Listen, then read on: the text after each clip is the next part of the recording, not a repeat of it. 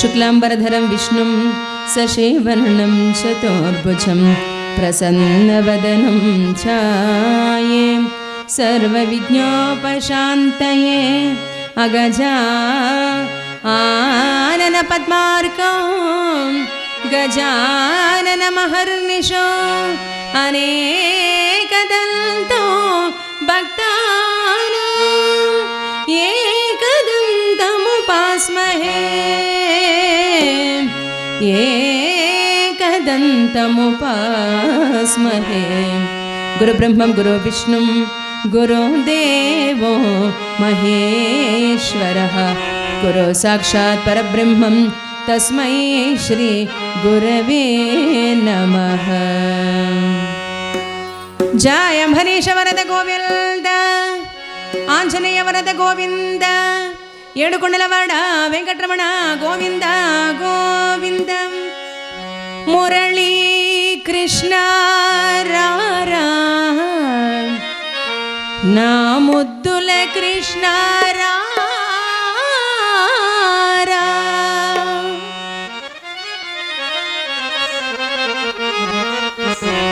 తలపై పింఛము తలుకున మేరియా చిన్నారి మోము కాంతులు చింద తలపై పింఛము తళుకున మేరియా చిన్నారి మోము కాంతులు చింద తలపై పింఛము।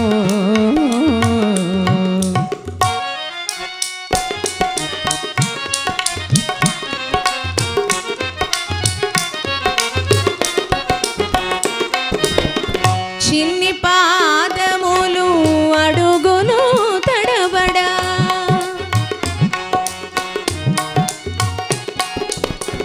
చిన్ని పాదములు అడుగులు తడబడా చిరు చిరు గజ్జలు చిందులు వేయ చిన్ని పాదములు అడుగులు తడబడా చిరు చిరు గజ్జలు చిందులు వేయ తలపై పింఛము తళుకున మేరియా చిన్నారి మోము కాంతులు చింద తలపై పింఛము।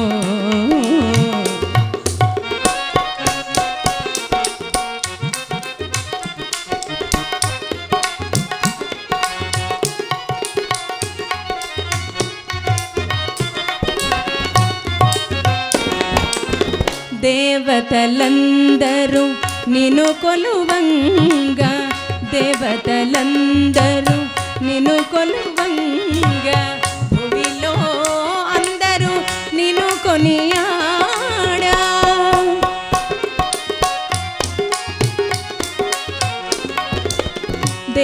దేవతలందరూ నిన్ను కొలువంగా భువిలో అందరూ నిన్ను కొనియాడా తల్లులందరికీ ముద్దు పాపవై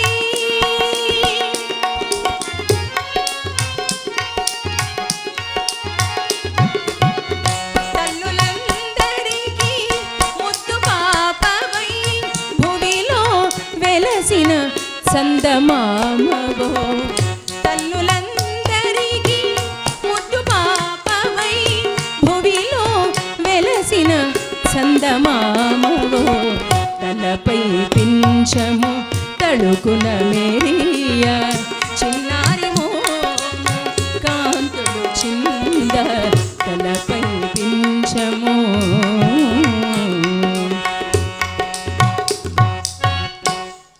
జయ అంబరీష వరద గోవింద। భక్తులారా, భగవత్ స్వరూపమైనటువంటి సభలో ఉన్న పూజ్యులు పెద్దలు కళాకారులు కళాభిమానులు శాస్త్ర విషయాలు తెలిసినటువంటి పెద్దలు ఆలయ ధర్మకర్తలు పూజ్యులు భాగవతులు అందరికీ కూడా పేరు పేరున మా నమస్కారాలు తెలియజేస్తున్నాం। ఈరోజు ఎంతో పవిత్రమైనటువంటి సుదినం, పేరుగాంచినటువంటి శ్రీక్షేత్రంగా బిరుదాంకితమైనటువంటి కైవార క్షేత్రం। కైవార క్షేత్రంలో ధర్మాధికారులైనటువంటి ఎంఎస్ జయరామయ్య గారి పుత్రులైనటువంటి మహానుభావులు ఎంఎస్ రామయ్య గారి పుత్రులైనటువంటి ఎంఆర్ జయరామ్ సార్ గారు, చాలా వైభవంగా ఈ శ్రీక్షేత్రాన్ని నడిపిస్తూ ఎంతో చక్కగా సంగీత కళాకారుల గుండెల్లో శాశ్వతంగా నిలిచిపోయినటువంటి మహానుభావులు మరి ఈరోజు పవిత్రమైనటువంటి శనివార సందర్భంగా కాసేపు హరికథ కాలక్షేపాన్ని ఏర్పాటు చేశారు. మరి అవకాశాన్ని కల్పించినటువంటి ఈ క్షేత్రం ధర్మాధికారులైనటువంటి ఎంఆర్ జయరాం సార్ గారికి, మరి అదేవిధంగా నాద సుధారస సంగీత సంచాలకులైనటువంటి పూజ్యులు పెద్దలు, ఈరోజు ఈ కథాగానం చేయాలి అన్నా, కైవారం తాతయ్య గారి జీవిత చరిత్రని నేను చెప్పాలి అన్నా వారి ఆశీర్వాదంతోనే ఈ కథాగానం చేస్తున్నాను. మరి వానరాశి గ్రామస్తులైనటువంటి బాలకృష్ణ భాగవతుల గారు వారి పాదాలకు పుష్పాభివందనాలు సమర్పించుకుంటూ పవిత్రమైనటువంటి ఈనాటి కథాగానం కైవారం తాతయ్య గారి జీవిత చరిత్రని మనవి చేస్తున్నాను. మరి నేను చెప్పేటువంటి కథలో ఎన్ని లోపాలు కనిపించినా మీ బిడ్డగా భావించి మన్నించాల్సిందిగా ప్రతి ఒక్కరిని మనసారా కోరుకుంటూ, మరి మీరందరూ కూడా కాసేపు తాతగారి చరిత్రని మనసారా విని తరించాలని కోరుకుంటున్నాం. నారాయణ యోగి చరితం ఆలింపు మనగునార, నారాయణ యోగి చరితం ఆలింపు మనగునార, నారాయణ యోగి చరితం.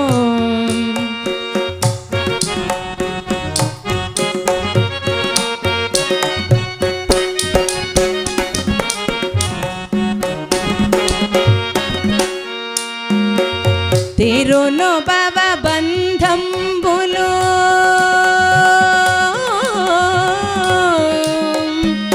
తిరునుభవ బంధంబులు చేకూరును దివ్య పదవి, నారాయణ యోగి చరితం.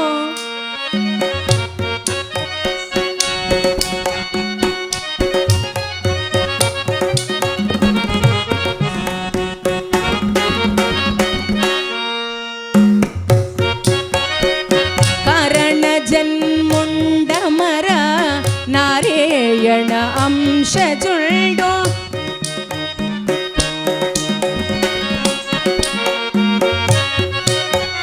కారణ జన్ముండమర నారాయణ అంశజుండు, కారణ జన్ముండమర నారాయణ అంశజుండు, ధారుని రక్షింపగ కైవర క్షేత్రంబున వెలసిన నారాయణ యోగి చరితం. ఆల్యోపు మనగులార, నారాయణ యోగి చరితం, యోగి చరితం, యోగి చరితం. మరి భక్తులారా, పవిత్రమైనటువంటి మన భారతావనిలో అనేకమైనటువంటి ప్రసిద్ధమైనటువంటి పుణ్యక్షేత్రాలు వెలిశాయి. ఎందుకు పుణ్యక్షేత్రాలు అవసరము అంటే, ప్రతి మనిషి కూడా ఈ భూమి మీద పుడతారే కానీ మంచి చేస్తున్నామా చెడు చేస్తున్నామా అన్న అవగాహన లేకుండా ఉంటాం.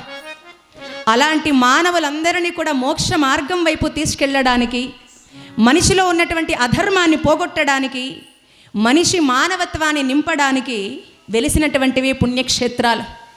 ఆ పుణ్యక్షేత్రాల భగవంతుడు ఒక తాతగారైనా, ఒక యోగి అయినా, ఒక సన్యాసి అయినా, ఒక మహానుభావులైనా అంతా భగవత్ స్వరూపమే. అందుకే భగవద్గీతలో శ్రీకృష్ణ పరమాత్ముడు అంటాడు,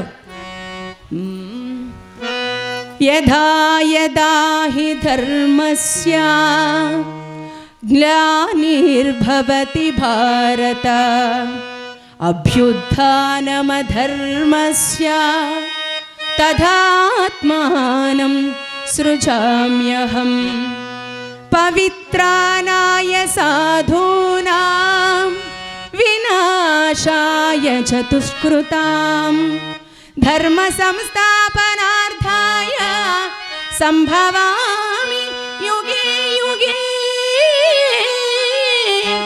సంభవామి యుగే యుగే.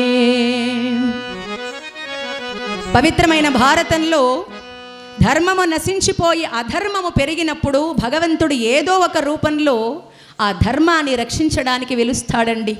ధర్మో రక్షతి రక్షితః.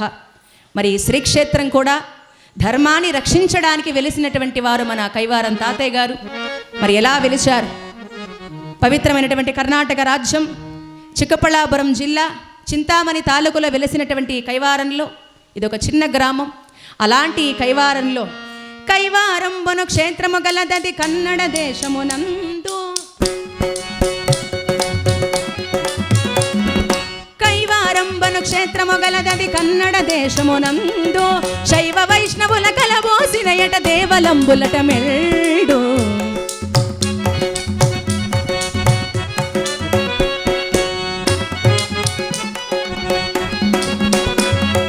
అందుగలడు కొండప్పయనగనొక ఆంధ్ర బలిజ వంశుడు. అందుగలడు కొండప్పయనగనొక ఆంధ్ర బలిజ వంశుడు. చంద్రానన ముద్దమ్మయ్యనంబడు సతిని పెండ్లాడే గనుడు.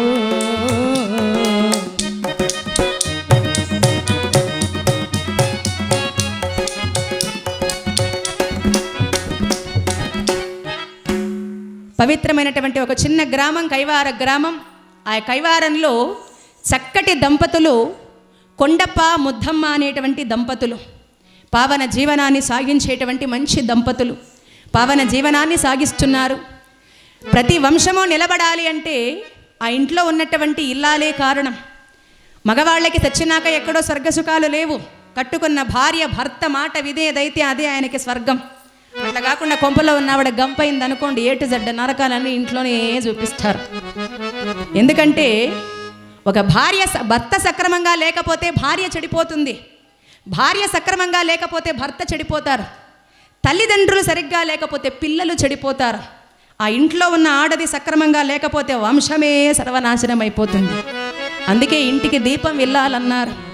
మంచి భార్య పావన జీవనాన్ని సాగిస్తున్నారు. అన్నీ బాగానే ఉన్నాయి. వారి కుల వృత్తి గాజుల వ్యాపారం చేసుకుంటూ ఆంధ్ర బలిజ వంశస్థులు. ఏ జాతి వాళ్ళైనా మనిషికి కులము కన్నా నీతి ప్రధానం. చాలా మంచి గుణము కలిగినటువంటి వారు. అన్నీ ఉన్నాయి కానీ వారికి సంతాన భాగ్యం లేదండి. భగవంతుడు ఎంత విచిత్రమైన వాడంటే కోట్లు సంపాదించే వాళ్ళకైనా ఏదో కొంత కొరత మానవుడి చెంత ఉంచటం భగవంతుడి అనంత లీలలో అది కూడా ఒకటి. నిరుపేదకు కుక్కమరకు సంతానం, కోటీశ్వరునకు గొడ్డరికం, మృష్టాన్నము ఆరోగ్యహీనునుకుండును, తినగలిగిన వాడికి తిండి లేదయ్యా అన్నారు. ఇంటి నిండా పిల్లలు ఉంటారు, వాళ్ళకి ఏం పెట్టి పోషించాలో తెలియదు, గోడకుండే సున్నం గీసి పెట్టల్లా. పాపం కోట్లు సంపాదించి ఉంటారు, కోట్లు పెట్టి ఇండ్లు కట్టుంటారు, కానీ వాళ్ళ సస్తే దాన్ని అనుభవించే వాళ్ళు ఉండరు. సరే, ఇక ఏ టైంకి ఏం తినాలో మంచి అదృష్టం ఉంటుంది, బాగా తినాలనిపిస్తుంది, కానీ అది తినాలి అంటే తినేదానికి ముందు 70 ట్యాబ్లెట్లు వేసుకోవాలి. ట్యాబ్లెట్ వేసుకుంటే కానీ తినింది అరగదు. బాగా ఒడ్లు పంట పండాడు, ఎక్కడ లేని షుగర్ అంతా ఒంట్లో ఉంటే అది మనం ఎక్కడ తింటాము, అది ఎవరో ఒకరు వేరే వాళ్ళు తింటారు. అది పరిస్థితి. రాళ్ళు తిన్న అరిగించుకునే శక్తి ఉంటుంది, కానీ వాళ్ళకి తినడానికి దొరకదు. ప్రపంచమే ఒక విచిత్రం అండి. మరి సంతానం కోసం బాధపడుతూ ఉంటే ఇదే కైవారంలో వెలిసినటువంటి మహానుభావుడు సాక్షాత్తు నారాయణమూర్తి అవతార పురుషుడు పవిత్రమైనటువంటి అమరనారాయణ స్వామి సన్నిధానానికి వెళ్ళి ప్రసిద్ధిగాంచినటువంటి కైవారానికి తాతగారు వర్ణిస్తారండి. కైవారం ఎలాంటి ప్రసిద్ధమైనటువంటి కొండ. ఒక ప్రాసపదంలో చాలా గొప్పగా వివరిస్తారు. ఏమని? కొండ ప్రతిలేని కైవరము కొండ, కొండ ప్రతిలేని కైవరము కొండ, దిక్కు దిక్కున ప్రజలు రాండా, వేడుకతో మీరు ఎక్కండా, కన్యకల పూజ చేయండా, బకుడున్న గుండు చూడండా, భీమలింగేశ్వరుని నిల్డా, భక్తి భావముతో వేడుకొండ, పశ్చిమ ద్వారమున పొండ, అమరనారాయణ స్వామిని నెరనమ్ముకొండ.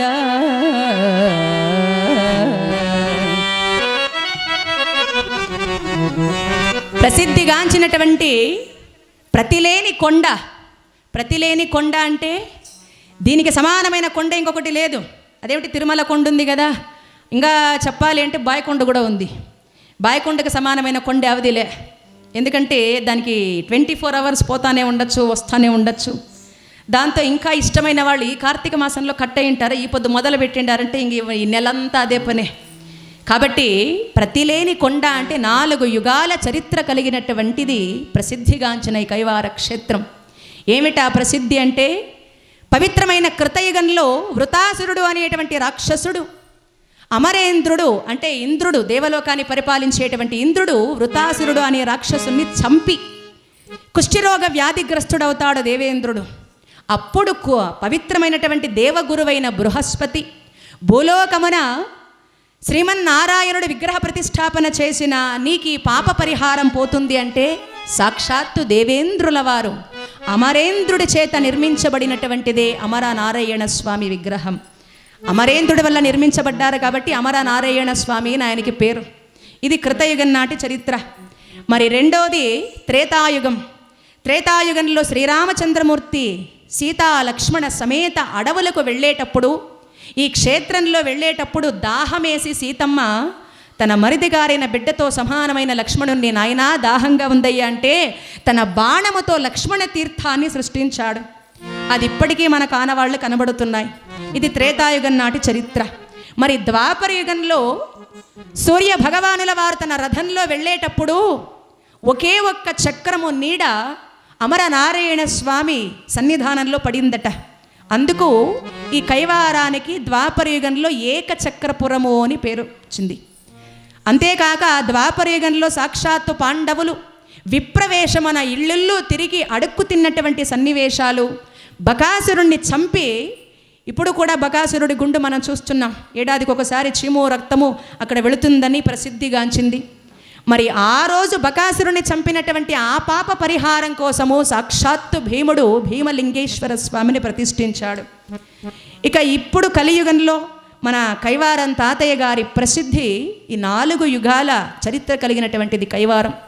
అలాంటి కైవారంలో అమర నారాయణ స్వామి సన్నిధానానికి వెళ్ళి, తండ్రి మా వంశాన్ని ఉద్ధరించడానికి ఒక సంతానం కలగజేవయ్యా అని మనసారా ఆ అమర నారాయణ స్వామిని ఇలా వేడుకుంటున్నారు ఆ పుణ్య దంపతులు.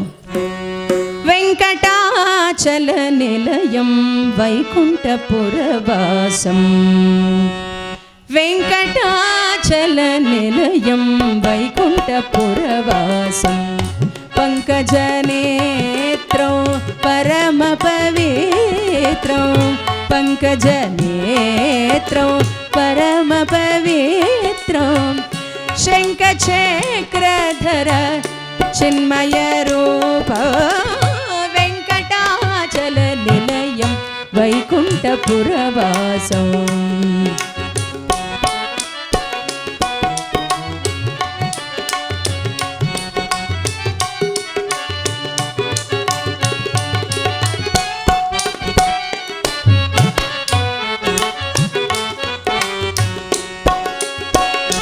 అంబుజోద్భవ వినుతం అగణిత గుణనామ,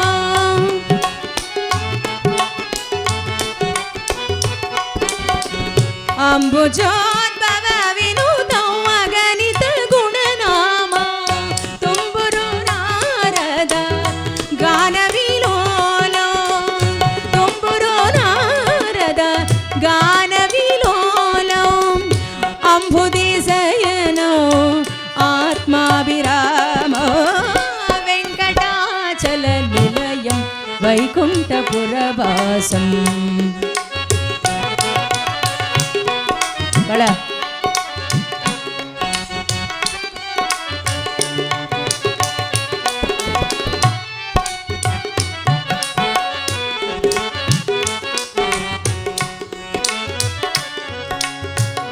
పాహి పాండవ పక్షం కౌరవ మదహరణో, పాహి పాండవ పక్షం కౌరవ మదహరణో, బాహుపరాక్రమ పోరో, బాహుపరాక్రమ పోరో, అహల్య శాపో అద్భుత లీలో, వెంకటాచల నిలయం వైకుంఠపురవాసం. మకర కుండలధర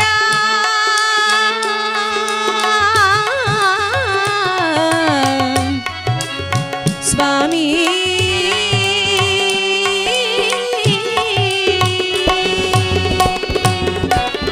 మకర కుండలధర మదన గోపాలో, మకర కుండలధర మదన గోపాలో, భక్త పోషక శ్రీ పురందర విఠలో భక్త పోషక శ్రీ పురందర విఠలో వెంకటాచల నిలయం వైకుంఠపురవాసం పంకజనేత్రం పరమ పవిత్రం పంకజనేత్రం పరమ పవిత్రం శంఖచక్రధర చిన్మయ రూప వెంకటాచల నిలయం వైకుంఠపురవాసం వైకుంఠపురవాసం వైకుంఠపురవాసం వైకుంఠపురవాసం.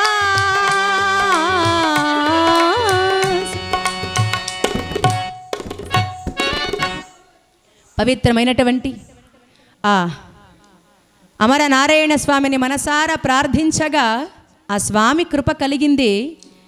ఆ రోజు రాత్రి నిద్రిస్తున్నటువంటి ఆ కలలో అమర నారాయణ స్వామి అనుగ్రహణ ఆ మహాతల్లికి కలిగినట్టు బ్రాహ్మీ ముహూర్తంలో ఒక కల కలిగింది ఆవిడ. ఆ కల రాగానే ఉలిక్కిపడి లేచి భర్తని వెంటనే లేపించింది. ఏమండి, ఈ విషయం తెలుసా? నాకు ఎంత మంచి కల వచ్చిందో తెలుసా అంటే, ఏమిటి ఏమిటి ముద్దమ్మ, ఏం కల వచ్చింది, ఏమైంది అంటే ఆవిడ ఆశ్చర్యంతో చెప్తుంది, స్వామి ఎంత మంచి కల వచ్చిందో, కోటి రవితేజములొక్కటై కూడినట్టు, కోటి రవితేజములొక్కటై కూడినట్టు, గర్భమందున చేరగా కాంచితౌరా, అమర నారాయణాంశచే కుమరుడపో అనుచు పల్కెను ముద్దమ్మ అపురముగా.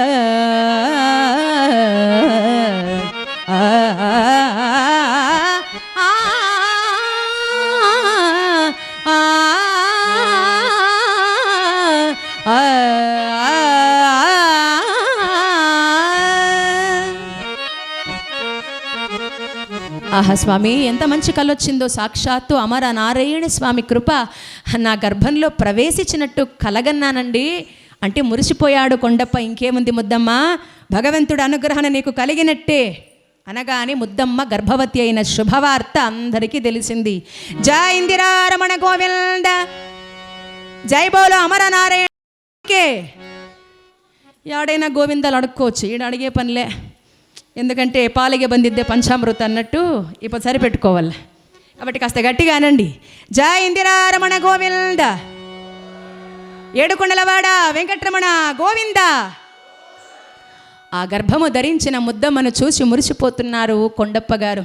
భగవన్నామాన్ని తిలకిస్తూ ఎంతో చక్కగా ప్రతిరోజు భగవన్నామాన్ని ఆవిడ చెవిన పడేస్తూ దాన ధర్మాలు చేయిస్తూ ఇన్ని చేస్తున్నారు. కడుపుతో ఉన్నటువంటి స్త్రీలు మన భారతీయ సనాతన ధర్మంలో, హిందూ సంప్రదాయంలో స్త్రీలు ఎలా ప్రవర్తిస్తే ఆ కడుపులో ఉన్న బిడ్డ మీద ఆ ప్రభావం పడుతుందట. మరి ముద్దమ్మ గర్భము ధరించినప్పటి నుంచి రోజు కూడా అమరనారాయణ స్వామి సన్నిధానంలో సేవలు చేయడం, గుడి ముందు చెత్త ఊడ్చటం. చాలామంది చెత్త ఊడ్చాలంటే నామోషిగా ఫీల్ అవుతారు. అసలు భగవంతుడి సన్నిధానంలో ఆ పని చేశామనుకోండి ఎన్నో జన్మల పాపాలు పోతాయి. మరి చెత్త ఊడ్చటం, స్వామివారికి పువ్వులు కట్టివ్వడం, ఇలాంటి చిన్న చిన్న పనులంతా చేస్తూ ఆ భగవన్నామాన్ని, ఆ మంత్రాలని చెవుల్లో పడేసుకుంటూ కాలం గడుపుతూ ఉంది. ఇప్పుడు అవన్నీ ఏం లేవు. ప్రెగ్నెంట్ అయితే బెడ్ రెస్ట్, ఆ బెడ్ మీద పడుకొని ఫోన్ ఒకటి ముందర పెట్టుకొని తిప్పి తిప్పి తిప్పి తిప్పి తిప్పి ఆ పిల్లలు పుట్టాక వాళ్ళ ఫోన్ మాట వింటారు కానీ ఆ అమ్మ మాటే వినరు. ఎందుకంటే ఇది కడుపుతో ఉన్నప్పుడే వచ్చేటువంటి రోగం. కాబట్టి కడుపుతో ఉన్నప్పుడు చేసేటువంటి మంచి మంచి పనుల వల్ల ఆ పిల్లల మీద ఆ ప్రభావం పడుతుందండి. మరి 9 మాసాల గర్భము నిండింది, ఆవిడ గర్భవతి అయింది. అందరికీ సంతోషంగా ఉంది కానీ ఒక్కరికి మాత్రం నచ్చలేదండి. ఎవరు అంటే ఎవరో కాదు, ఎవరో బయటోళ్ళు ఎవరో కాదు, స్వయాన కొండప్ప గారి స్వంత చెల్లెలు ధర్మక్క అని. ఆవిడ పేరు మాత్రమే ధర్మక్క. పేరుకు ధర్మక్క గాని పెను అధర్మక్క, మాట మాత్రము తీపి మనసు విషము అన్నగారి వంశంబు అంతంబు కోరుతా తిన్నింటి వాసాలు లెక్కబెట్టినట్టుగా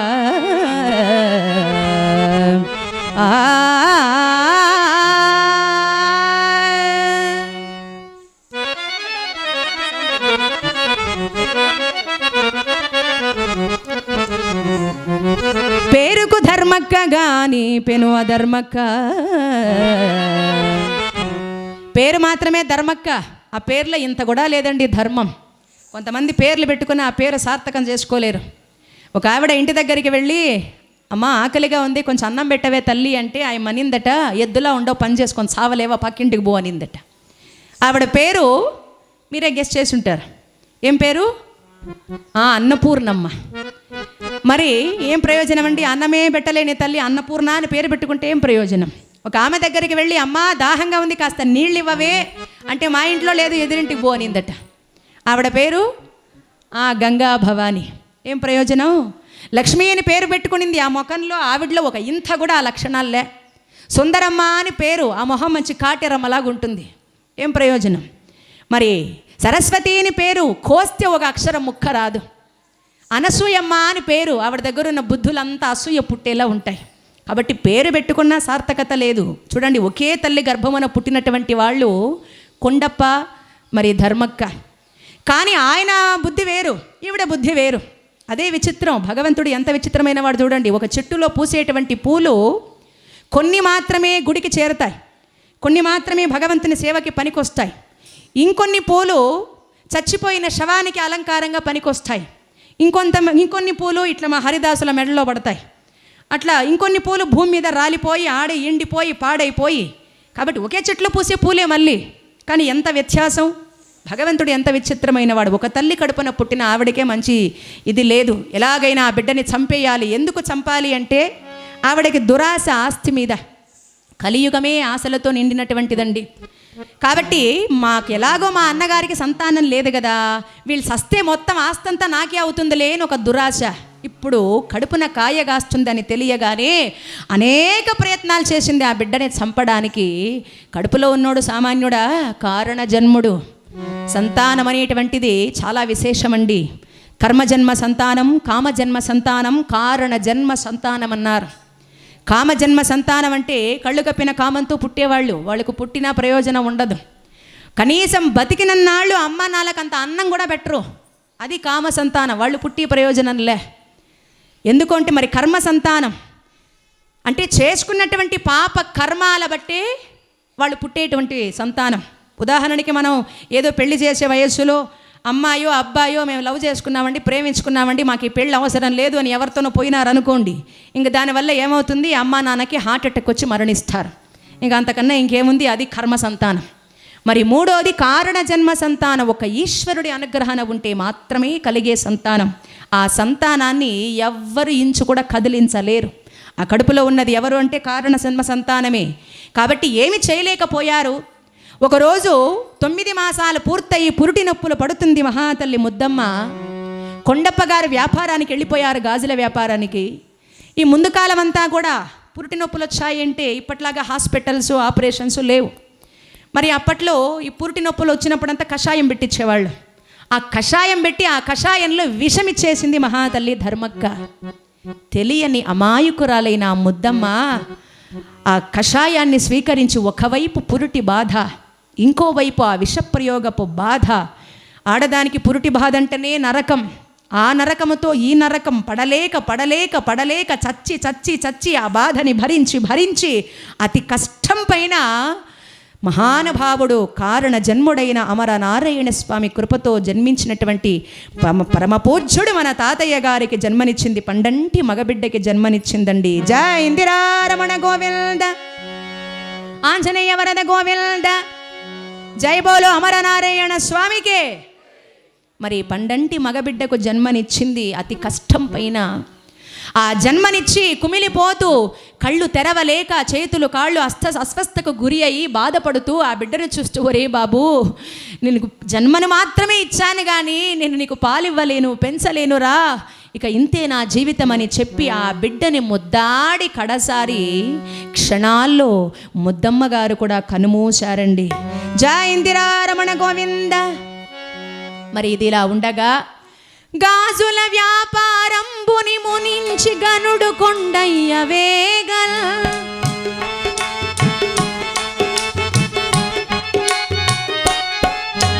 గాజుల వ్యాపారంబును ముగించి గనుడు కొండయ్య వేగల్. నిజధారను కన్గొన అటు నిర్జీవముగా పడి ఉండెన్.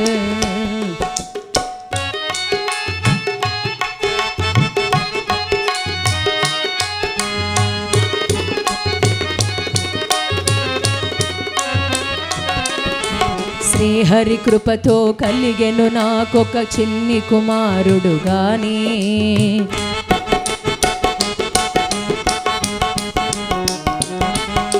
శ్రీహరి కృపతో కలిగెను నాకొక చిన్ని కుమారుడు గాని. గేహిని వియోగమెట్లు భరింతు దేహము వీడుదు గాని.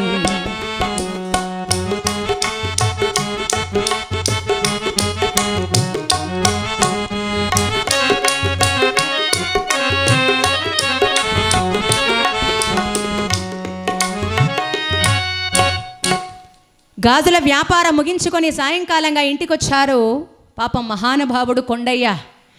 పండంటి మగబిడ్డకు జన్మనిచ్చింది భార్య అని తెలియగాని కొండంత ఆశతో పరిగెత్తుకొని వచ్చాడు. బిడ్డను చూశాడు, మురిసిపోయాడు. ఆహా, ఇంతకాలానికి నా వంశాంకురం పుట్టిందా, నా ఇంట్లో దీపం పెట్టేటువంటి వాడు, నా ఇంటి గోత్రం చెప్పేటువంటి వాడు పుట్టాడా తండ్రి నారాయణ స్వామి అని మనసారా మొక్కుకున్నాడు. ఆ సంతోషం క్షణాల్లో ఆవిరైపోయిందండి. భార్య మరణ వార్త వినియగానే భరించలేకపోయాడు. అయ్యో, కష్టానికి నిలబడినటువంటి నా భార్య ఈరోజు నన్ను వదిలి వెళ్ళిపోయిందా అని నరకం అనుభవించాడు. ఎందుకంటే ప్రతి మగవాళ్ళు కట్టుకున్న ఆడదానిపైన అన్ని ఆధారాలు పడాలి. ఏ పని కూడా, ఒక చిన్న పని కూడా చేసుకోలేరు మగవాళ్ళు. కనీసం ఇంట్లో ఎప్పుడైనా దీపం పెట్టండా అంటే అన్నీ ఏర్పాటు చేసిస్తేనే ఆడోళ్ళు అగ్గిపుల్లతో అట్లాంటి చట్లు పెడతారంటే అది కూడా కష్టమే కొంతమందికి.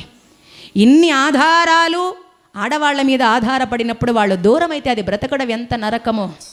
అందుకే తల్లి దూరం అయితే కన్న పేగు మమకారం పోతుందట. తండ్రి దూరం అయితే బలగమే పోతుంది. తోడబుట్టిన వాళ్ళు పోతే బంధుత్వమే పోతుంది. కడుపున పుట్టిన పిల్లలు పోతే తలకొరువే పోతుంది. కానీ భార్య పోయిందనుకోండి, ఇక సర్వస్వము పోయినట్టే. ఆ తర్వాత ఎంత బ్రతుకు బతికినా ఆ విరహాన్ని భరించలేకపోయాడు. భార్య లేని బాధ దహించుకుపోతుంది. అయినా అతి కష్టం పైన భార్యకి దహనక్రియలు చేసి కడుపున పుట్టిన ఆ బిడ్డ సాక్షాత్తు అమరనారాయణ స్వామి కృపతో పుట్టాడు కాబట్టి ఆ పిల్లవాడికి నారాయణప్ప అనేటువంటి నామకరణం చేశారు. జయ లక్ష్మీ రమణ గోవింద. ఏం గోవిందలు తగ్గిపోతా ఉండయే, కొంచెం గట్టిగా అనండి.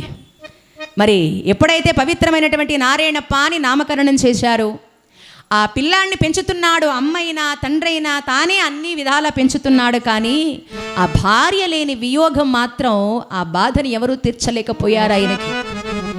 మన శరీరం ఎలాంటిది అంటే ఆత్మకి శరీరానికి చాలా సంబంధం. శరీరం పడిపోయినా ఆత్మ వెళ్ళిపోతుంది, ఆత్మ పడిపోయినా శరీరం పడిపోతుంది. రోడ్లో వెళుతుంటాం, ఏదో యాక్సిడెంట్ అవుందనుకోండి, గాయాలు అవుతాయి. ఆ గాయాలైనప్పుడు ఆత్మ కూడా మానసికంగా కుమిలిపోతుంది. మానసికంగా మనం ఏదైనా ఒక ఆలోచిస్తూ ఉన్నామనుకోండి, శరీరం కూడా రోజు రోజుకు పడిపోతుంది. కాబట్టి ఇవి రెండిటికి సంబంధం. ఆ మానసిక బాధ కొంతకాలానికి కొండప్ప గారు కూడా శరీరం వదిలేశారు. కొండప్ప గారు కూడా మరణించారు. జయ ఇందిరారమణ గోవింద. మీకు నాకన్నా ఎక్కువ తెలిసినా నేను చెప్పే ఈ 2 అవర్లు మీరు నన్ను చూస్తూనే ఉండాలి. నేనేం చెప్పినా మీరు వినాలి. నాకు ఏమీ రాకపోయినా ఇంతమందిలో నిలబడి భయంతో చెప్పాలి. కాబట్టి నాదా డ్యూటీ, మీదా డ్యూటీ. కాకపోతే మీకు ఈ 2 అవర్లు ఏం పని లేదు కాబట్టి అప్పుడప్పుడు గోవింద అన్న అనండి. ఆ గోవింద ఏదో మనసులో గొనుక్కోవడం కాదు, గట్టిగా అరవాలి. గోవింద నామం ఎప్పుడూ గట్టిగా ఉండాలి. ఎందుకంటే ఈ శరీరాన్ని ధర్మశాస్త్రం ఒక చెట్టుకు పోల్చింది. ఆ చెట్టు మీద పాపాలు అనే కాకులు కూర్చొని ఉంటాయి. అవి వెళ్ళిపోవాలంటే రాళ్ళు పెట్టి కొడితే పోవు. గట్టిగా గొంతు విప్పి గోవిందా అని అరిస్తే ఆయన లాక్కెళ్ళిపోతాడు ఆ పాపాలంతా. అట్లా కాకుండా గొంతులో గొనుక్కున్నారు అనుకోండి, మీ పక్కన వాళ్ళ పాపాలు కూడా మీకేం ఎత్తుకుంటాయి. కాబట్టి జాగ్రత్త, పక్కన వాళ్ళు ఏం చూడొద్దండా, జాగ్రత్తగా ఉండండి అని చెప్తున్నా. జయ లక్ష్మీ రమణ గోవింద. మరి పరమ పవిత్రమైనటువంటి ఆ పిల్లవాడు నారాయణప్ప పురుట్లోనే అమ్మని పోగొట్టుకున్నాడు. కొంతకాలానికి తండ్రిని పోగొట్టుకున్నాడు. అమ్మ నాన్నలు ఇద్దరూ దూరం అయ్యారు. అమ్మ నాన్నలు పోయారు కదా, ఈ ధర్మక్కకి మాత్రం ఆ దుర్బుద్ధి పోలేదు. చెయ్యి, ఈ వీడి కారణంగా మా వదిన్ని మా అన్నని పోగొట్టుకున్నాను, వీడు మాత్రం ఎందుకు బ్రతకాలి అని అర్ధరాత్రి వేళ ఎవ్వరూ చూడని సమయంలో ఆ పసి బిడ్డని బట్టలో చుట్టుకొని ఈ భీమలింగేశ్వర స్వామి గుడి వైపు అడవుల్లోకి తీసుకెళ్ళిపోతుందట చంపేద్దామని. అలా తీసుకెళ్ళిపోతూ ఉంటే సాక్షాత్తు నారాయణ స్వామి కృపతో పుట్టినటువంటి వాణ్ణి ఈవిడ చంపడం కుదురుతుందా? ఆదిశేషుడైనటువంటి ఒక నాగ సర్పం బుసలు కొట్టుకుంటూ వచ్చింది ఆమె దగ్గరికి. ఎటు చూసినా అది ముందుకు వస్తూనే ఉంది. భయపడి ఆ బిడ్డను అక్కడ వదిలేసి వెళ్ళి చాటుగా చూస్తుంది, ఈ పాము ఏమన్నా ఖర్చేస్తే బాగుంటుంది.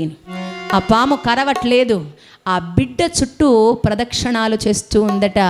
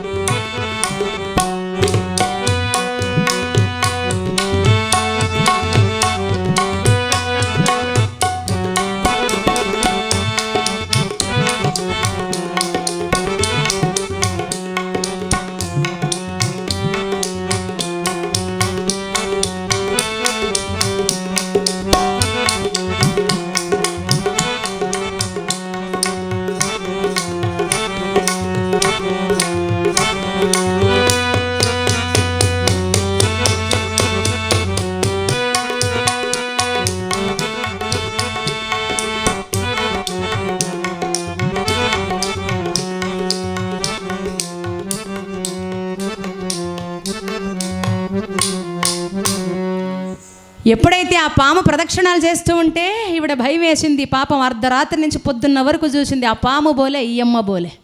ఇక భయం వేసింది, ఊరి జనమకంతా తెలిసిందంటే నన్నేమో చేస్తారని చెప్పి ఆవిడని అక్కడి నుంచి అక్కడే వెళ్ళిపోయింది దూరంగా. మరి ఆ పిల్లాన్ని చూసినటువంటి చాలామంది ప్రజలు, గుడి అర్చకులు, ఇంకా కొంతమంది బంధువులు అందరూ చూసి కొండప్ప బిడ్డగా భావించి, అయ్యయ్యో ఈ ధర్మక ఎంత దుర్మార్గురాలు, మన బిడ్డగా పెంచుకుందామలే అని ఆ బిడ్డని నలుగురు చేరి ఎప్పుడూ ఆ బిడ్డని ఆదరణగా పెంచారండి. ఎంతమంది చేరినా తల్లి ప్రేమను ఎవరూ పంచలేరు. ఎందుకంటే తల్లి ఉందనుకోండి, ఎక్కడ పిల్లాడు ఉన్నా కూడా ఒరే ఈ టైంకి ఆకలేస్తుంది కదా పిల్లాడిని అని వెతికి వెతికి తీసుకొచ్చి అన్నం పెడుతుంది. కానీ మిగిలిన వాళ్ళు అలా కాదు కదా, ఈరోజు ఎవడింట్లో తింటారో ఏమో వస్తే పెడదాంలే అని ఎవ్వరూ ఎదురు చూసేవాళ్ళు కాదు. ఆదరించే అమ్మ లేదు, మరి అన్నం పెట్టేటువంటి అమ్మ లేదు, ధైర్యం చెప్పే తండ్రి లేదు, ఎవ్వరూ లేదండి. అనాథగా పెరిగాడు మన నారాయణప్ప. ఈరోజు ఆ తాతగారి సన్నిధానంలో మనం అందరూ కూర్చుంటున్నాం, భజనలు చేస్తున్నాం, స్వామివారిని చూస్తున్నాం, తాతయ్యకు పూజలు చేస్తున్నాం, తాతయ్య దేవుడని భావిస్తున్నాం. కానీ ఆ దేవుడిలా మనం కొలిచినటువంటి ఆయన వెనకాల కూడా జీవితంలో ఎన్ని విషాదాలు ఉన్నాయో. అందుకే అన్నమయ్య గారు అంటారు, కామిగాక మోక్షగామి కాలేడని. పవిత్రమైనటువంటి అన్ని బాధలు పడితేనే మనకి మోక్షం అనేటువంటిది వస్తుంది. మరి అలాంటి పవిత్రమైనటువంటి ఆ తాతగారు పెరిగి పెద్దవాడవుతూ 5 సంవత్సరాల వయసు వచ్చింది. అమరనారాయణ స్వామి సన్నిధానంలో కూర్చొని రోజు అక్కడ స్వామివారి పూజలకి పూలందివ్వడం, ఏదో తోచిన పని చేయడం, ప్రసాదం పెడితే తినడం, ఇలా కాలం గడుస్తూ ఉంది. ఆ వచ్చి రాని గొంతులో సాయంకాల వేళల్లో అమరనారాయణ స్వామికి రామ ముకుందమాలని సమర్పణ చేస్తూ ఉంటే ఆ పిల్లాడు కూడా అందులో కూర్చొని ఏదో వచ్చి రాని ఆ గొంతుతో ఇలా పలుకుతున్నాడండి. రామ రామ ముకుంద మాధవ రామ సద్గురు కేశవ, రామ రామ ముకుంద మాధవ రామ సద్గురు కేశవ, రామ దశరథ తనయ దేవ రామ శ్రీనారాయణ, రామ దశరథ తనయ దేవ రామ శ్రీనారాయణ.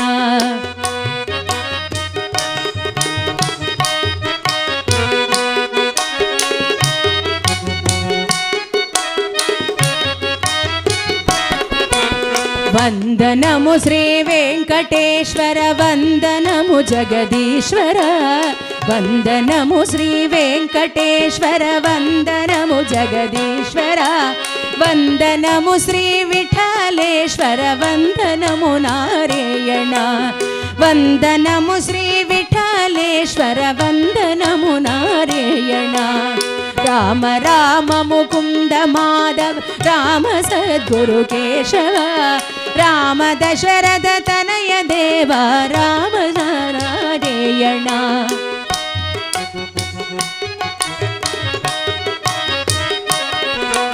పాహి మాం పరమాత్మ రక్షక పాహి మాం సర్వాత్మక.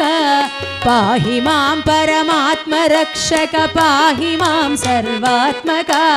పాహి మాం ప్రద్యుమ్న జనక పాహి మాం నారాయణ. పాహి మాం ప్రద్యుమ్న జనక పాహి మాం నారాయణ. రామ రామ ముకుంద మాధవ రామ సద్గురు కేశవ. రామ దశరథ తనయ దేవ రామ శ్రీనారాయణ. రామ శ్రీనారాయణ రామ శ్రీనారాయణ. జై బోలో రామచంద్ర మహారాజుకి. పవిత్రమైన ఈ ముకుందమాలలో కూర్చొని ఏదో వచ్చిరాని గొంతుతో పాడుతూ పాడుతూ పాడుతూ ఆ స్వామివారి సన్నిధిలోనే తన బాల్యం పూర్తయింది. ఏదో వాళ్ళు వీళ్ళు ఏమయ్యా నారాయణప్ప చదువుకోకూడదురా నాయనా అని చక్కగా బడికి పంపిస్తే ఆ బడిలో వెళ్ళినటువంటి ఈ పిల్లాడికి చదువే అబ్బలేదట. చదువు అందరికీ వస్తుందన్న గ్యారంటీ లేదండి. చదువైనా, మంచి భార్య అయినా, మంచి స్నేహితుడైనా, మంచి బంధమైనా పూర్వజన్మ ఫలితం ఉంటేనే వస్తుంది. కానీ నారాయణప్ప గారికి అక్షరాభ్యాసం చదువు అవసరం లేదు, దానికి మించిన చదువు చదివారు ఆయన. ఆ స్కూల్ టీచర్ అన్నాడట, ఏరా నారాయణప్ప ఎంత చెప్పినా చదువుకోవు, ఏం చదువుకుంటావు నువ్వు, ఎలా బాగవుతావు అంటే నారాయణప్ప అన్నాడట, సరేనండి నేను చదువుకుంటాను, చదివే దానివల్ల వచ్చే లాభం ఏమి అన్నాడట. అందుకు గురువులు అన్నారు, అదేమిట్రా నాయన, చదువుకున్నావనుకో నీకు మంచి ఉద్యోగం వస్తుంది, నీ చదువును చూసి ఒక మంచి భార్యని ఇస్తారు, మంచి అమ్మాయినిచ్చి పెళ్లి చేస్తారు, లక్షణంగా జీవితాన్ని సాగించవచ్చు కదా అంటే, సరే ఇదంతా బాగుందండి, చదువు చదవాలి, కానీ ఎలాంటి చదువు చదవాలి, ఆ చదువు మన మోక్షానికి కారణమయ్యే చదువై ఉండాలి. ఈ మనిషి జీవితం రక్త మాంసాలతో కూడినటువంటి జీవితం, దాని లోపల ఒకటి ఉంది, ఏమిటది? ఆత్మ. దానికి మనం సమాధానం చెప్పాలి. శరీరం ఏముంది, చచ్చిపోయాక ఎవరో ఎత్తుకొని ఇప్పుడు చేస్తారు. అందుకే శరీరం సెల్ ఫోన్తో సమానం అన్నారు. అంటే ఈ సెల్ ఫోన్ మాత్రమే మనది, కానీ దాంతో ఉండే సిమ్ కార్డు ఎవరిది? ఆ భగవంతుడిది. దాంతో మంచి మంచి డేటాస్ ఉంటే, మంచి మంచి వీడియోస్ ఉంటే అందరూ క్లాప్స్ కొడతారు, అందరూ సంతోషిస్తారు, మంచి మార్క్స్ ఇస్తారు. దాంతో ఏమైనా పనికిరానిది ఉన్నదనుకోండి, మన బయటంతా పడిపోయి మన జీవితమే సర్వనాశనం అవుతుంది. అది కూడా అంతే. కాబట్టి మనం పుణ్యాన్ని మూట కట్టుకోవాలి. మరి నీకు ఎలాంటి చదువు కావాలి అంటే నారాయణప్ప అన్నాడు, చదివి చదివి చదివి చత్తురింతే గాని చచ్చి పుట్టని విద్య చదువలేరు, తన చావు తెలియని చదువేటి చదువురా, నాద బ్రహ్మానంద నారాయణ కవి. చదివి చదివి చదివి చదివి చత్తురింతే గాని అంటే చదివి చదివి చదివి ఎప్పుడో ఒకప్పుడు చావాల్సిందే కదా, మళ్ళీ పుట్టాల్సిందే కదా. నాకు కావలసిన చదువు పుట్టకూడదు, చావకూడదు, అంటే నాకు జనన మరణాలు లేకుండా ఉండాలి, అంటే శాశ్వతంగా భగవంతుడిలో కలిసిపోవాలి. అలాంటి చదువు కావాలండి. అలాంటి చదువు ఉందా మీ దగ్గర అన్నాడట. పాపం ఆయనకే ఆశ్చర్యం అయిపోయింది, ఇదేం చదువురా నాయనా, మేము ఆడ చదువుకోలేదు, ఈ చదువు నీకేమన్నా తెలుసుంటే చెప్పు అన్నారు. అందుకు నారాయణప్ప అన్నాడట, అవునండి, మళ్ళీ మళ్ళీ పుట్టకుండా ఉండాలి అంటే ఆ చదువు ఎలాంటి చదువు నా దగ్గర ఉంది, నేను చెప్తాను వినండి. ఏం చెయ్యాలి మళ్ళీ మళ్ళీ పుట్టకుండా ఉండాలి అంటే చెప్తాను వినండి అని తెలియజేస్తున్నాడు నారాయణప్ప. రాముని భజన సేయవే,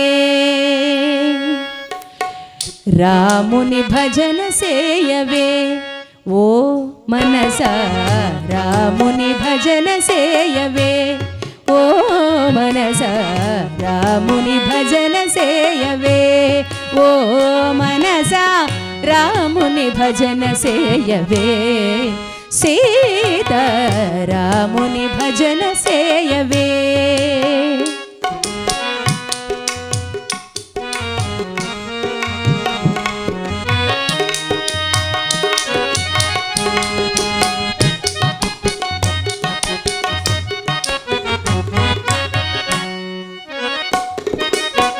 పారములేని అపార పాపములను, పారములేని అపార పాపములను పరిహరి పరిహరించు పరమాత్ముడు ఈతడు.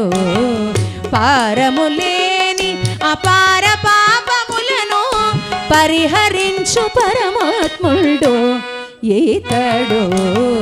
రాముని భజన సేయవే ఓ మనస, రాముని భజన సేయవే.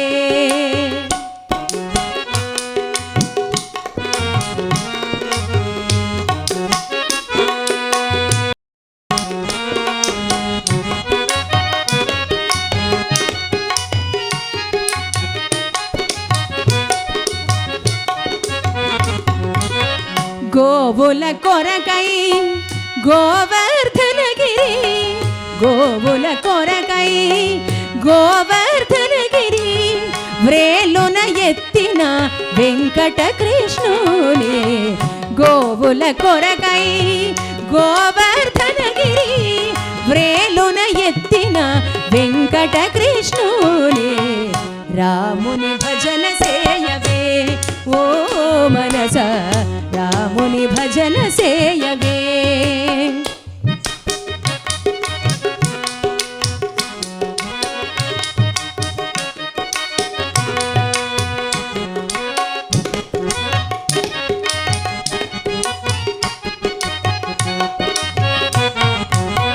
లక్ష్మీనాథుని లక్షణవంతుని, లక్ష్మీనాథుని లక్షణవంతుని, అమరనారాయణ ఆదికేశవుని. లక్ష్మీనాథుని లక్షణవంతుని, అమరనారాయణ ఆదికేశవుని. రాముని భజన సేయవే ఓ మనస, రాముని భజన సేయవే ఓ మనస, రాముని భజన సేయవే.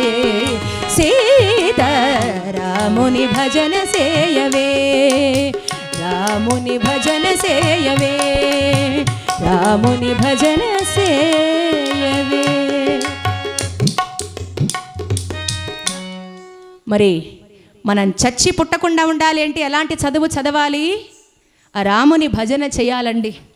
మరి ఆ జ్ఞానం వినగానే గురువులకి ఆశ్చర్యం వేసిందట, నువ్వు సామాన్యుడు కాదరా నాయన, ఖచ్చితంగా ఏదో ఒక రోజు నువ్వు సద్గురువు అవుతావు అని శాసించారట గురువులు. సద్గురువు అంటే సామాన్యం కాదు.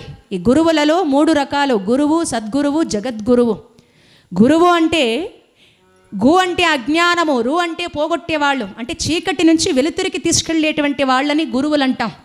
పరశురాముడు గురువు, విశ్వామిత్రుడు గురువు, వశిష్ఠ మహర్షి గురువు, ఇలాంటి వాళ్ళందరూ గురువులే.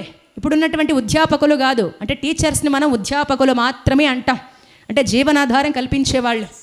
మరి రెండవది సద్గురువు, అంటే మనిషిలో ఉన్నటువంటి అధర్మాన్ని, నీచత్వాన్ని పోగొట్టి భగవంతుని తత్వాన్ని తెలిపి మోక్ష మార్గం వైపు తీసుకెళ్ళేటువంటి వాళ్ళని మనం సద్గురువులు అంటాం. ఇప్పుడు ఇక్కడ వెలిసినటువంటి వారు మన కైవారం తాతయ్య గారు సద్గురువు, మనలందరినీ మోక్ష మార్గం వైపు తీసుకెళ్లేవాళ్ళు. వీర బ్రహ్మేయ ఆయన సద్గురువు, రాఘవేంద్ర స్వామి, షిరిడి సాయిబాబా స్వామి, వీళ్ళందరూ సద్గురువులు. మరి మూడోది జగద్గురువు, అంటే భగవంతుడు ఈ మొత్తం ప్రపంచాన్నే శాసించేటువంటి వారు. ఆయన ఎవరు అంటే కృష్ణుడండి. అందుకే ధర్మరాజుల వారు కృష్ణం వందే జగద్గురు అని సంబోధించేవాళ్ళట. కానీ ఈ కలియుగంలో ఆదిశంకరాచార్యుల వారు మరి జగద్గురువులు. మరి అలాంటి పవిత్రమైనటువంటి ఆ భగవంతుని వదిలి మనం బ్రతకలేము. శ్రీకృష్ణ పరమాత్ముడు జగత్తుకే మూలాధారుడు, జగద్గురు ఆయన. అందుకే కనకదాసరి వారు అంటారు, ఎవరినైనా వదలొచ్చు కానీ ఆయన్ని వదలేం మనం అని ఒక మాట అంటారు. తోరేదో జీవిస బహుదే ಹರಿ ನಿನ್ನ ಚರಣಗಳ ಬರಿದೆ ಮಾತೆ ಕಿನ್ನು ಅರಿತು ಬೇಳುವೆನಯ್ಯ ತೊರೆದು ಜೀವಿಸಬಹುದೇ ಹರಿ ನಿನ್ನ ಚರಣಗಳ ಬರಿದೆ ಮಾತೆ ಕಿನ್ನು ಅರಿತು ಬೇಳುವೆನಯ್ಯ ತೊರೆದು ಜೀವಿಸಬಹುದೇ ಹರಿ ನಿನ್ನ ಚರಣಗಳ.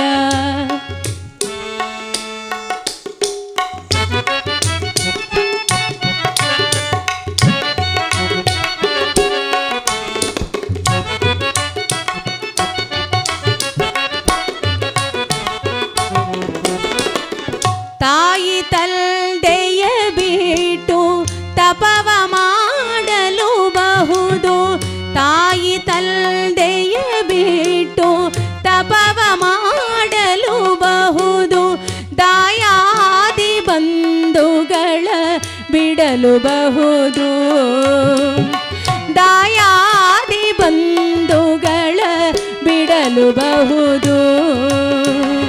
ರಾಯತ ಮುನಿದರೆ ರಾಜವನೇ ಬಿಡಬಹುದು, ರಾಯತ ಮುನಿದರೆ ರಾಜವನೇ ಬಿಡಬಹುದು. ಕಾಯ ಜಾಪಿತನಿಲ್ಲ ಅಡಿಗೆ ಬಿಡಲಾಗದು, ಬಿಡಲಾಗದು,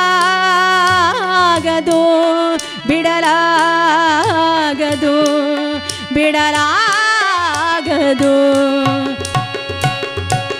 ತೊರೆದು ಜೀವಿಸಬಹುದೇ ಹರಿ ನಿನ್ನ ಚರಣಗಳ.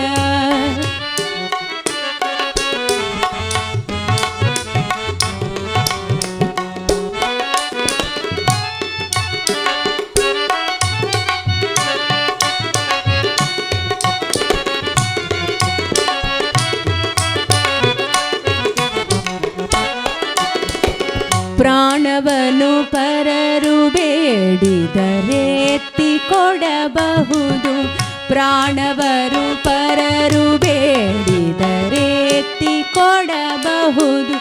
ಮಾನದಲ್ಲಿ ಮನವ ತಗ್ಗಿಸಲುಬಹುದು, ಮಾನದಲ್ಲಿ ಮನವ ತಗ್ಗಿಸಲುಬಹುದು.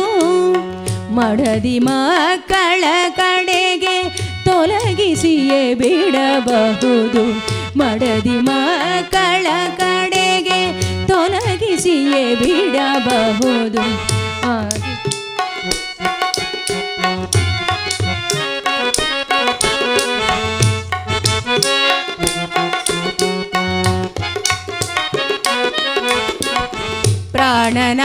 ಪ್ರಾಣನಾಯಕನಾದ ಆದಿಕೇಶವರಾಯ, ಪ್ರಾಣನಾಯಕನಾದ ಆದಿಕೇಶವರಾಯ.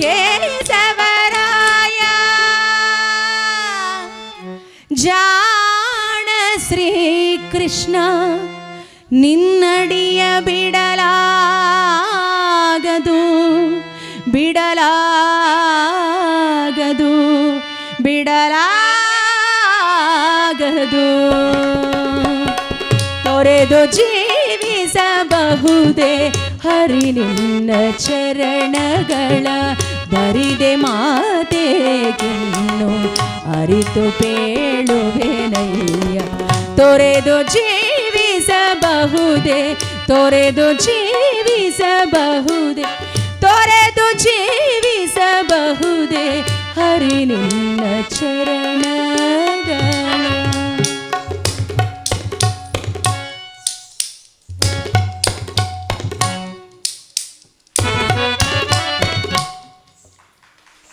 పవిత్రమైనటువంటి అమ్మా నాన్నని వదిలేయచ్చు, కట్టుకున్న భార్య పిల్లల్ని వదిలేయచ్చు, ఇల్లు వదిలేయచ్చు, ఊరు వదిలేయచ్చు, రాజ్యం వదిలేయచ్చు, అందరినీ వదిలి బ్రతకచ్చు. కానీ ఆ భగవంతుడు లేకుండా మనం బ్రతకడం సాధ్యం కాదండి. ఆ భగవంతుని తత్వాన్ని తెలియజేయడానికి వెలిసినటువంటి వారు మన కైవారం తాతయ్య గారు. మరి అలాంటి పరమ పూజ్యుడైనటువంటి కైవారం తాతయ్య గారు ఆ బాల్యం ముగిసింది, దినదిన ప్రవర్తమానుడై 16 ఏళ్ల వయసు వచ్చింది. ఈ అమరనారాయణ స్వామి సన్నిధానంలో సేవ చేసుకుంటూ బ్రతికేస్తున్నారు. ఒకరోజు అమరనారాయణ స్వామికి బ్రహ్మ రథోత్సవాలు జరుగుతున్నాయి, చాలా వైభవంగా జరుగుతున్నాయి. ఎక్కడ చూసిన ఆనందాలు, ఎక్కడ చూసిన రథోత్సవాలు, పూజలు, అభిషేకాలు, ఒకవైపు వీధి నాటకాలు, ఒకవైపు హరికథలు, ఇంకోవైపు బుర్రకథలు, ఇంకోవైపు భజనలు, కోలాట భజనలు ఎంతో వైభవంగా సాగుతూ ఉంటే ఆ కోలాట భజనలో పాల్గొని మన నారాయణప్ప గారు మై మరచిపోయి స్వామిని ధ్యానిస్తున్నాడట. కోలాటలాడుదమ్మా తక్కతయ్య, కోలాటలాడుదమ్మా, కోలాటలాడుదమ్మా తక్కతయ్య, కోలాటలాడుదమ్మా, కోలాటలాడుదమ్మా కోర్కేలు తెగవేసి, కోలాటలాడుదమ్మా కోర్కేలు తెగవేసి, మార్కోని మదనుని మాయము చేసి, మార్కోని మదనుని మాయము చేసి, కోలాట కోలాట కోలాటలాడుదమ్మా తాతయ్య, కోలాటలాడుదమ్మా.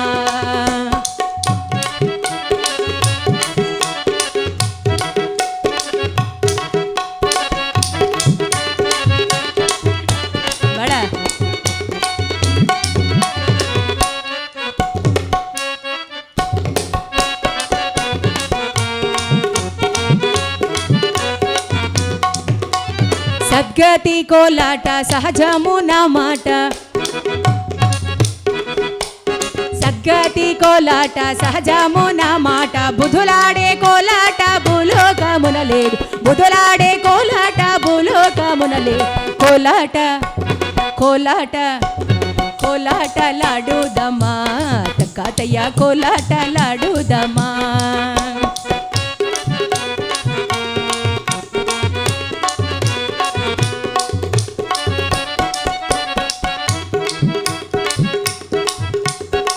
శభాష్.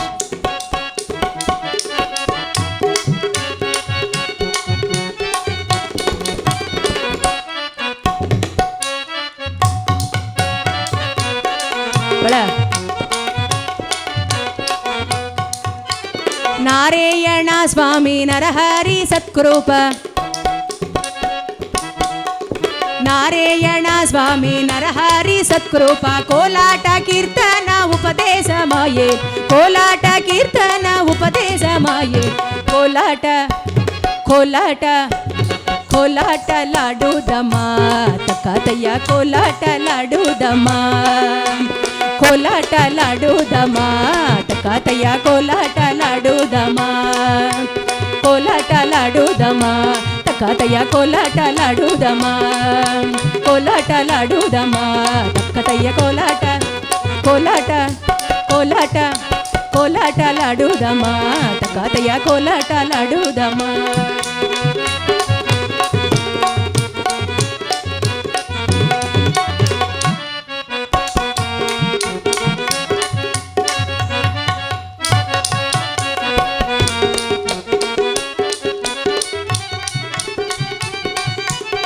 శభాష్.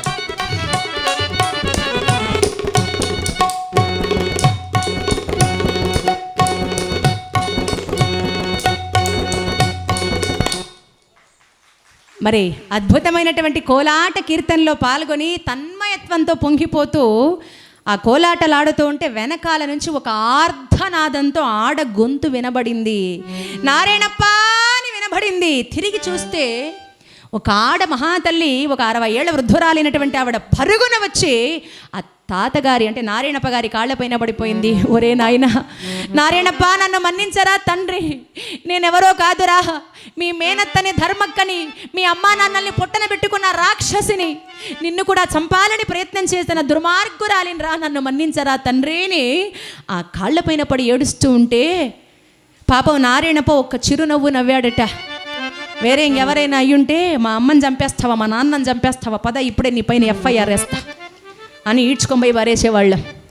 మనం చూడండి, రోడ్లో వెళ్ళిపోతూ ఉంటాం, ఏదో ఒక చిన్న యాక్సిడెంట్ అయిందనుకోండి, ఆ సచ్చినోడు పాపం ఆ పడినోడు చాలా బాధపడుతూ ఉంటాడు, పోయి కాపాడదామే అని ఉండేలే, ఆ కేసు మన మీద ఆడొస్తుందో అని వెళ్ళిపోతాం. ఆ పోయినాకేమైనా ఏదో అనుమానం వచ్చి ఎంక్వైరీ చేశారనుకో, వీళ్ళు అడిగేది సాక్ష్యం ఏముంది, నువ్వేమైనా వీడియో తీసావా, దగ్గరుండి చూసావా, ఎంతమంది సాక్షులు, ఇలా చెప్పేవాళ్ళం మనము. కానీ అది తెలిసినా కూడా నారాయణప్ప ఒక్క మాట అన్నాడు, అత్త మా నాన్నని చంపానంటున్నావు, మా అమ్మని చంపానంటున్నావు, చావు పుట్టుకలు నీ చేతుల్లో ఉన్నాయా, నీ చేతుల్లో లేదు, నింద లేనిదే పొందిపోదు అన్నారు. ఒక మనిషి మరణించాలంటే ఏదో ఒక నింద కావాలంతే, ఆ నిందకి మనం వాడుకుంటున్నాం. మహానుభావుడు యమధర్మరాజు మృత్యుదేవతని పుట్టించినప్పుడు మృత్యుదేవత ఏడ్చిందట, స్వామి నన్ను చంపమంటున్నారు మనుషుల్ని, సకల జీవరాశుల్ని నేను చంపుతాను, ఈ మనుషుల దగ్గరకు వచ్చే సమయానికి భార్యని చంపితే భర్త నన్ను తిడతారు, భర్తని చంపానా భార్య తిడుతుంది, తల్లిదండ్రులను చంపితే పిల్లలు తిడతారు, ఈ బాధ అంతా నేను భరించలేనయ్యా, నా వల్ల కాదయ్యా, ఈ డ్యూటీ నేను చేయలేను అంటే యమధర్మరాజు ఆ ఏడ్చినప్పుడు మృత్యుదేవత కళ్ళల్లో కన్నీళ్లు పడ్డాయట. ఆ కన్నీళ్లు భూమి మీద పడి అవి నిందలుగా మారాయి. అప్పుడు యమధర్మరాజు చంపినప్పుడు నిన్నెవరు ఏమి అనరు, ఆ నిందల్ని అంటారు పో అన్నాడట. అప్పటి నుంచి ఏమైంది చూడండి, ఎవరైనా చచ్చారనుకోండి, అయ్యో ఊరికే చచ్చారు అని ఎవరు అనరు, కరోనా వచ్చి చచ్చారు, హార్ట్ అటాక్ వచ్చి చచ్చారు, ఉర్రేసుకున్నారు, గాడిలో పోయి ఎవరో గుద్దుకొని పోయినారు, ఇవి చెప్తామే కానీ తనంతట తాను చచ్చారు అని ఎవరు అనరు. కాబట్టి నిందతో మరణించాలి, పోయిన వాళ్ళ కోసం ఇప్పుడు నువ్వు బాధపడి ప్రయోజనం లేదత్తా, ఇంతకాలానికి నేనున్నాను అని వచ్చావు, చాలా సంతోషం అత్తా అంటే ఆవిడనింది, రావడమే కాదు నాయనా, నువ్వు నాకు సహాయం చేయాలి, నా పాపం ప్రాయశ్చిత్తము కావాలి అంటే నాకు ఒక ముద్దుల కూతురుంది మునెమ్మ, ఆ తల్లిని నువ్వు పెళ్లి చేసుకో నాయనా అంటే అందుకు ఆయన అన్నాడు, అత్త పెళ్లి చేసుకోమని ఇంతకాలానికి వచ్చావు, ఒక మాట చెప్తాను వినత్త అని మహానుభావుడు నారాయణప్ప గారు అంటున్నారు. వచ్చేది రాకమానదు, రానన్నది రమ్మన్న రాదు. అత్త వచ్చేది రాకమానదు, రానన్నది రమ్మన్న రాదు. కోరికలెల్లను మాయోబని మదిదలచుదు, నడివళె నళనాళమందు నారాయణ కవి, నడవళె నడినాళమందు నారాయణ కవి. తదరిన నా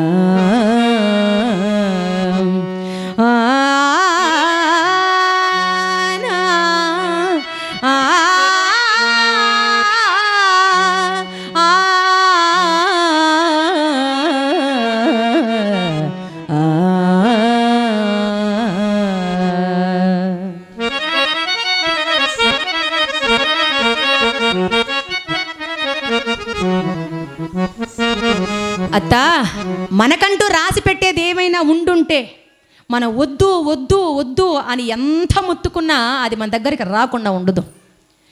సరే నాకు కావాలి, ఇది నాకు కావాలి అని ఎంత ఆశించినా మన రాతలో లేకపోతే మనం ఎంత ఆశించినా అది రాదు.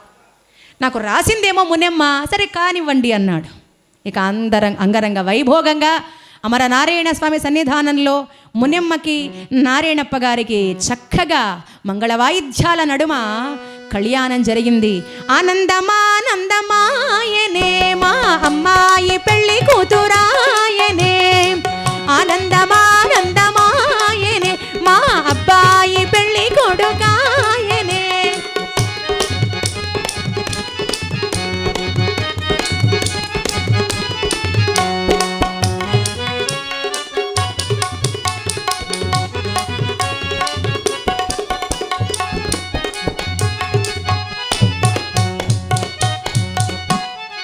ఓం మాంగళ్యం తంతు నానేనా మమ జీవన హేతునా కంటే భద్రాణి శుభగే వంశీవ శరదాచ్యతో. ఓం శాంతి శాంతి శాంతి. జై బోలో అమర నారాయణ స్వామికే, జై కైవారం తాతయ్య గారికి. అంగరంగ వైభోగంగా తాతగారికి కళ్యాణం జరిగింది. కొత్త దాంపత్యంలో అడుగు పెట్టారు. మరి మంచి భార్య అనుకున్నారు.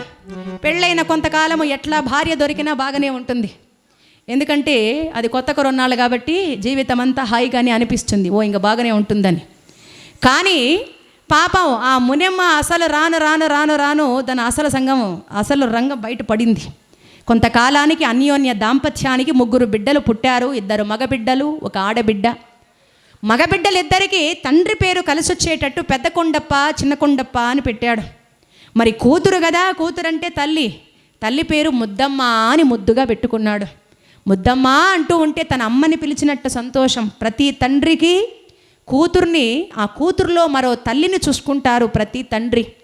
కొడుకు మీద కన్నా కూతురు మీద ఎక్కువ ప్రేమ తండ్రికి అంతా కూడా. ఎందుకు అంటే అదే కొడుకుల మీద ఉండదా అంటే ఉంటుంది, కాకపోతే కొంచెం తక్కువ. ఎందుకంటే వీళ్ళిద్దరూ మగవాళ్లే కాబట్టి వీళ్ళు కొంచెము ఈగో ప్రాబ్లం. ఎక్కువ మాట్లాడారు అనుకోండి, తండ్రి కొడుకు అంటాడు నేను కూడా మగోడే, నువ్వే నాకు చెప్పిస్తావంటారు. సరే పోనీ కొడుకు ఏమన్నా ఎక్కువ మాట్లాడా, తండ్రి అంటాడు నాకు పుట్టినోడు రా నువ్వు, నాకేం ఎదురు చెప్తావంటాడు. కాబట్టి ఇద్దరికి వీళ్ళకి ఈగో ప్రాబ్లం. కానీ కూతురు అలా కాదు, ఏం చెప్పినా సర్దుకుపోతుంది. తండ్రి గౌరవాన్ని కాపాడేటువంటిది కూతురు కాబట్టి అంత ప్రేమ. మరి 3 పిల్లలు పుట్టేశారు, బాధ్యతలు పెరిగిపోయాయి. ఇక ఏముంది, సంసారం ఈదాలంటే ఈ కాలం కలియుగంలో అందరికీ కూడా డబ్బులు అవసరం అండి. డబ్బు లేకపోతే మనం ఏ సంసారం కాదు కదా. కనీసం ఏ ఆడపిల్లని పెళ్లి చేసుకోవడం కూడా కుదరదు. మరి అలాంటి పరిస్థితి ఇప్పుడు చూడండి. పుడితే 1,00,000 రూపాయలు ఉండాలి, సస్తే 1,00,000 రూపాయలు ఉండాలి, దహన క్రియలకి కావాలా, హాస్పిటల్కి కావాలా. కాబట్టి డబ్బు ముడిపడినటువంటిది. ఆ డబ్బులు లేదు పాపం నారాయణప్ప గారికి. ఎలా వస్తుంది? కూర్చొని ఉంటే ఏ డబ్బు సంపాదించలేము. మరి డబ్బు కోసం ఎంతో బాధపడ్డాడు, చేరాని అప్పులంతా చేశాడు. ఇక తన కుల వృత్తి, తన వంశానికి ఒక ఆచారం గాజుల వ్యాపారం చేయడం. మరి సంసారాన్ని ఈదడానికి గాజుల వ్యాపారం చేస్తూ గాజుల మరారాన్ని భుజాన వేసుకొని కైవారం చుట్టుపక్కల గ్రామాల్లో గాజుల వ్యాపారం చేస్తూ అందరికీ గాజులు తొడుగుతున్నాడండి. ఇలా గాజులమ్మ గాజులు నల్ల నల్లని గాజులు, గాజులమ్మ గాజులు నల్ల నల్లని గాజులు, లక్ష్మీదేవి గాజులు గౌరీదేవి గాజులు, లక్ష్మీదేవి గాజులు గౌరీదేవి గాజులు. రండి రండి అమ్మల్లారా, రండి రండి అక్కల్లారా, గాజులమ్మ గాజులు నల్ల నల్లని గాజులు.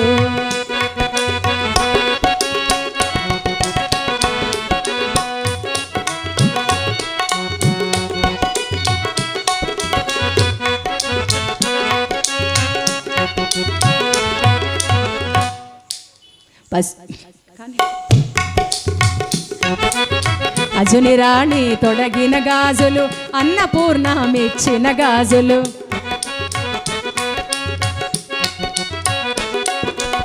అజుని రాణి తొడగిన గాజులు, అన్నపూర్ణ మెచ్చిన గాజులు. అమర నారాయణ స్వామి సతికి, అమర నారాయణ స్వామి సతికి నచ్చినట్టి గాజులు, గాజులమ్మ గాజులు నల్ల నల్లని గాజులు, నల్ల నల్లని గాజులు, నల్ల నల్లని గాజులు.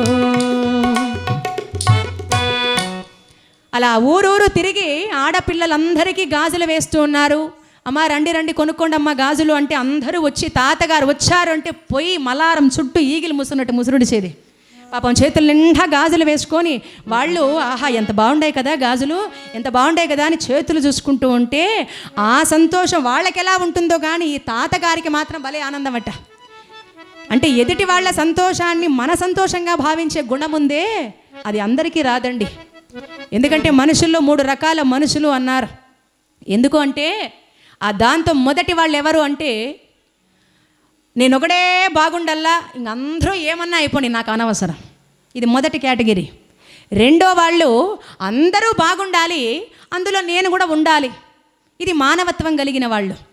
మరి మూడోది నేనేమైపోయినా పర్వాలేదు అందరూ బాగుండాలి అనుకునేవాళ్ళు, ఇది దైవత్వం కలిగిన వాళ్ళు. ఆ దైవత్వం కలిగిన వాళ్ళే మన తాతగారండి. మరి అలాంటి ఆయన గాజులు వేస్తున్నాడు, సంతోషపడుతున్నాడు. ఈ గాజులు వాళ్ళకి పంచమాంగళ్యాలలో ఒక భాగం. పసుపు కుంకుమ, చేతికి గాజులు, జడలో పూలు, కాలికి మెట్లు, మెడలో మాంగళ్యం. వీటిని మనం సంప్రదాయమైన మంగళసూత్రాలుగా లక్ష్మీ స్వరూపాలుగా భావిస్తాం. ముత్తైదు స్త్రీలకి ఇది అవసరం. దాంతో ఒక భాగం గాజులు. కానీ ఈ గాజులు వేసేటువంటి గాజులైనా అందరికీ గాజులు వేస్తారు కానీ భార్యకి గాజులు వేయరట. ఎందుకంటే గాజులు వేసేటప్పుడు ఎదుటి వాళ్ళని అమ్మగానో చెల్లెలుగానో భావిస్తారు. తాతగారు కూడా గాజులు వేస్తూ, ఆ గాజులు వేస్తూ ఆడవాళ్లలో సాక్షాత్తు జగన్మాత ఆదిపరాశక్తి అమ్మను చూసి మురిసిపోయి ప్రార్థించేవాడట. అంబను చూడరమ్మ మన జగదంబను చూడరమ్మ, మన జగదంబను చూడరమ్మ.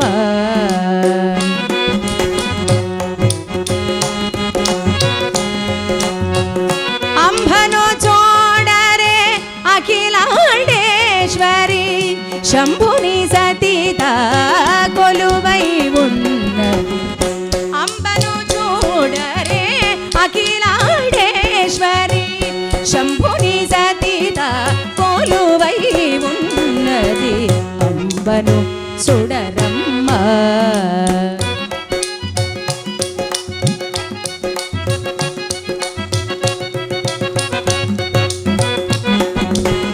పంజులు కమ్మలు పాపట బొట్టువు తడుకు బుగడల తాళి పదకములు.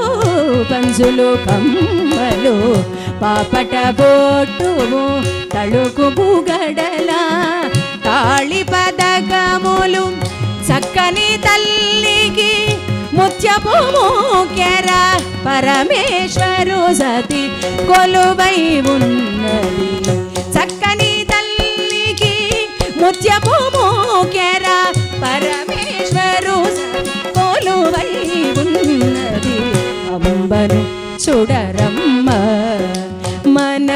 జగదంబను చూడరమ్మ.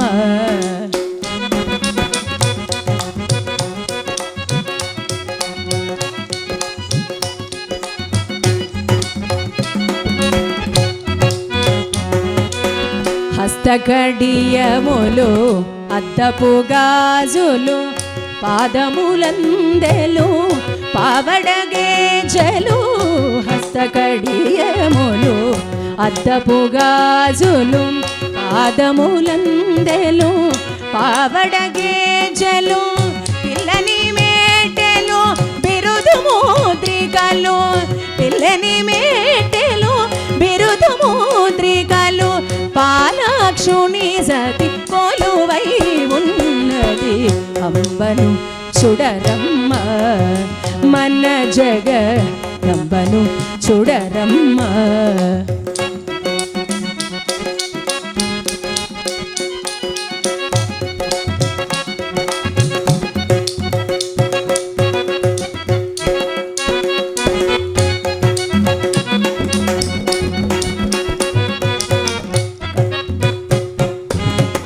కైవరవాసుని కరుణగలదు శ్రీ అమర నరేయణ స్వామి సహోదరి. కైవరవాసుని కరుణగలదు శ్రీ అమర నరేయణ స్వామి సహోదరి. దిన దిన వైభవ మే మనవచును శ్రీకంఠుని సతి కొలువై ఉన్నది. దిన దిన వైభవ మే మనవచును శ్రీకంఠుని సతి కొలువై ఉన్నది అంబను చూడరమ్మ. మన జగదంబను చూడరమ్మ. అంబను చూడరే అఖిలాండేశ్వరి శంభుని సతిత కొలువై ఉన్నది. అంబను చూడరే అఖిలాండేశ్వరి శంభుని సతిత కొలువై ఉన్నది అంబను చూడరమ్మ.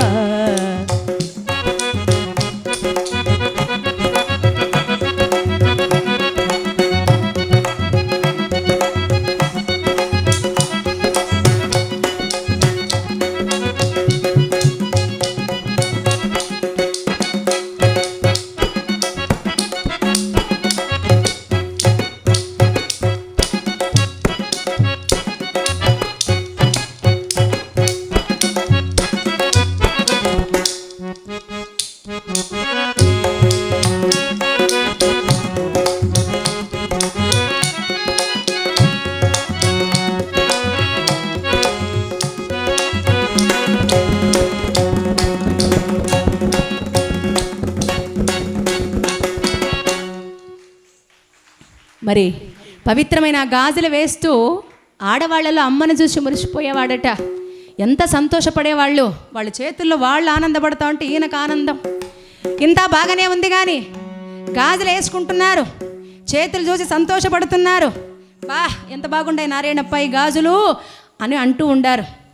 ఎందుకంటే ఈ దుడ్లు తక్కువ ఇచ్చేదానికి పొగిడేది ఎక్కువంట. కాబట్టి గాజులు వేసుకున్నారు కదా, ఇప్పుడు డబ్బులు తక్కువ అవుతుంది కాబట్టి ఎక్కువ పొగిడేసేది. మరి ఇంకేముంది నారాయణప్ప డబ్బులు ఇప్పుడు లేదు, ఇంకోసారి వేసినప్పుడు 2 కలిపిచ్చేస్తా. ఇంకేముంది కొంతమంది అలా అంటారా. ఇంకొంతమంది నారాయణప్ప నా దగ్గర ఉండేది ఇంతే ఏమనుకోవద్దు అని ఏదో అది ఎక్కువై ఉంటే తక్కువగా ఇచ్చేసేది, అది కూడా తీసుకునేవాళ్ళు. ఇంకొంతమంది నిరజానలు ఉండారు, వీళ్ళు ఎగ్గొట్టేసేది, పూర్తిగా ఎగ్గొట్టేసేది. అయినా తాతగారు బాధపడేవాళ్ళు కాదట. ఆయన అనుకునేవాడు ఇదంతా కృష్ణార్పణమస్తు అనుకునేవాళ్ళు. ఈ కృష్ణార్పణం కృష్ణార్పణం కృష్ణార్పణం కృష్ణార్పణం అని ఈ వ్యాపారం ఎప్పుడూ కృష్ణార్పణ వ్యాపారమే ఎక్కువైపోయా. ఏముంది చుట్టుపక్కల వాళ్ళందరికీ అర్థమైపోయింది, ఓ గాజులు ఫ్రీగా ఇచ్చేస్తాడులే మన తాత, అయ్యో మన తాతయ్య కదా, మన కైవారం నారాయణప్ప కదా, వేసుకుండ్రా పర్లేదు. ఏముంది మొత్తం గాజులంతా ఖాళీ, డబ్బులంతా బండి సున్నా. ఇంకేముంది ఈయన వరకు బాగానే ఉంది. కానీ ఇంట్లో ఉన్నవాడు ఒప్పుకోవాలి కదా దీన్ని. పాపం ఇంటికి వచ్చేసరికి ఇంట్లో తిట్ల వర్షం. మున్నెమ్మ అసలే గయ్యాళి గంప, పైసా లేకుండా ఇంటికి వస్తే అస్సలు మొగుడిని ఓర్చేది కాదు. ఏమిటయ్యా 3 బిడ్డలున్నారు, నీకేమన్నా జ్ఞానం ఉందా? గాజులు వేసుకున్న ఆడవాళ్ళ దగ్గర డబ్బులు తీసుకోవడం కుదరదా నీకు? నువ్వు సంసారి అయ్యేది ఎందుకయ్యా? సన్యాసిగా పడుండి సరిపోతుందని బాగా తిట్టి పోషించేది. ఏముందండి పాపం, బాగా ఉన్ననాడు ఇది ఆడవాళ్ళందరికీ ఉన్న లక్షణమే. ఎందుకంటే భర్త అనేవాడు బాగా సంపాదిస్తేనే భర్తకి విలువ, లేకపోతే కష్టం. అందుకే గడనగల మగని చూసిన అడుగడుగున రతివలు మడుగులిడుదురు ధరలో, గడనుడుగు మగని చూసిన నడుపీనుగు వచ్చిననుచుదురు సుమతి అన్నారు. అంటే సంపాదన ఉన్నటువంటి మగవాడి ఇంటికి వస్తే ఏం అడుగట్ల కింద పెట్టనివ్వరట. కూర్చోబెట్టి, ఏమండి మీరు టిఫిన్ ఏం తింటారు, భోజనం ఏం తింటారు, టీ తెచ్చేదా, కాఫీ తెచ్చేదా, ఆ బట్టలు ఐరన్ చేసేదా, ఈరోజు ఎంత టైం పోతారు, రేపెంత. పాపం పగలంతా హడావిడి, నిద్ర కూడా పోనివ్వరు. అదే సంపాదన లేని మగవాడింట్లో వచ్చినారనుకోండి, ఈదిలో నిలబడి అంటుంది, ఇదిగో వస్తుందబ్బా మా ఇంటి పీనుగి పొద్దు, ఏం ప్రయోజనం అని నానా తిట్లు తిడతారు. అంటే మొగుడు అంత దిగజారిపోతాడు. సంపాదన లేకపోతే మగవాడికి కట్టుకున్న ఆడదాని దగ్గర కూడా విలువ ఉండదండి. అదే ప్రకృతిలోని విచిత్రం. ఇక భార్య తిట్టి పోషించేది, దానికోసం ఆ భార్య కోసం చేరాని అప్పులంతా చేశాడు. ఆ ఊర్లో శానభోగు మల్లయ్య అని ఆ ఊరి గౌడ ఆయన దగ్గర కూడా అప్పులు చేశాడు. ఈ అప్పులు చేసి చేసి చేసి చేసి అన్ని బాధలు ఒకేసారి ఆకట్టుకున్నాయి తాతగారిని. కుమిలిపోతున్నాడు. ఇల్లు గడవదన్న ఇంటి పోరక వైపు, తరగని దారిద్ర్యమదియురెల్డు, చుట్టాలు బంధువులు ఒక్కటై తన పైన చాడీలతో చేయి దాడి మోడు, విశ్వాసఘాతకుడు శానుభోగు మల్లయ్య, అప్పుల వారాడు ఆరడితనమున, అప్పుల వారాడు ఆరడితనమున, అవమాన భారంబు ఐదవదీయు, 6 కాలంబులు ఈ బాధలు అలయుటెట్లో, 7 కొండల వాడిని ఏడుటేట్లో, అష్టదారిద్ర్యములు తీర్చి ఆదుకొనవే అమర నారాయణాయంచు అర్థినించే.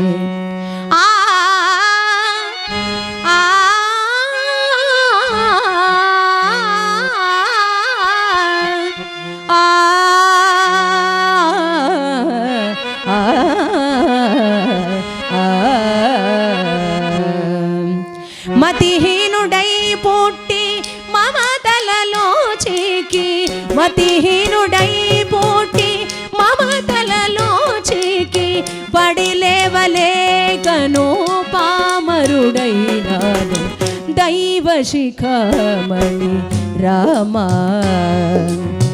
భక్త పాలన శ్రీరంగధామ,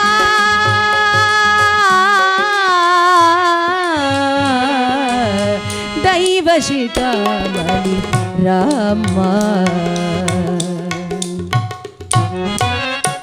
కన్నీళ్లతో కుమిలిపోతున్నాడు. ఒకవైపు భార్య పెట్టే బాధలు, ఒకవైపు చుట్టుపక్కల అన్నటువంటి బంధువులు, ఏవయ్యా నారాయణప్ప ఎప్పుడు ఆ పెళ్ళంతా రావిడి, ఏదో అంత తెచ్చి కుక్కచ్చు కదా అని కొందరు. ఇక శానుభోగ మల్లయ్య దగ్గర చేసిన అప్పులకి ఆయన వేసే నిందలు కొన్ని. ఈ అప్పుల బాధలు అన్నీ చుట్టుముట్టేస్తూ ఉంటే, తండ్రి నేను ఎలాగయ్యా భరించని బాధలన్నీ, నేనే పాపం చేశానయ్యా అని కుమిలిపోతూ ఉంటే, ఆ రోజు రాత్రి నిద్రపోతూ ఉన్నటువంటి సమయంలో నారాయణప్ప బాధని గ్రహించిన శ్రీ అమర నారాయణ స్వామి మారు వేషంలో అర్ధరాత్రి వచ్చి తలుపు తట్టాడట. తలుపు తడితే ఈవిడ కుళ్ళిపోతా ఉంది లోపల. ఎవరు? మునియమ్మ.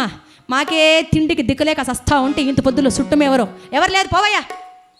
మళ్ళీ తట్టాడు. మళ్ళీ వెళ్ళి తలుపు తీస్తే కాసుల మూట కట్టి, అమ్మా నేను నారాయణప్పకు చాలా కావలసిన వాడిని, బాధల్లో ఉన్నాడని విన్నాను, ఇదిగోమ్మా తీసుకో అని వెంటనే కాసుల మూట ఇచ్చింది.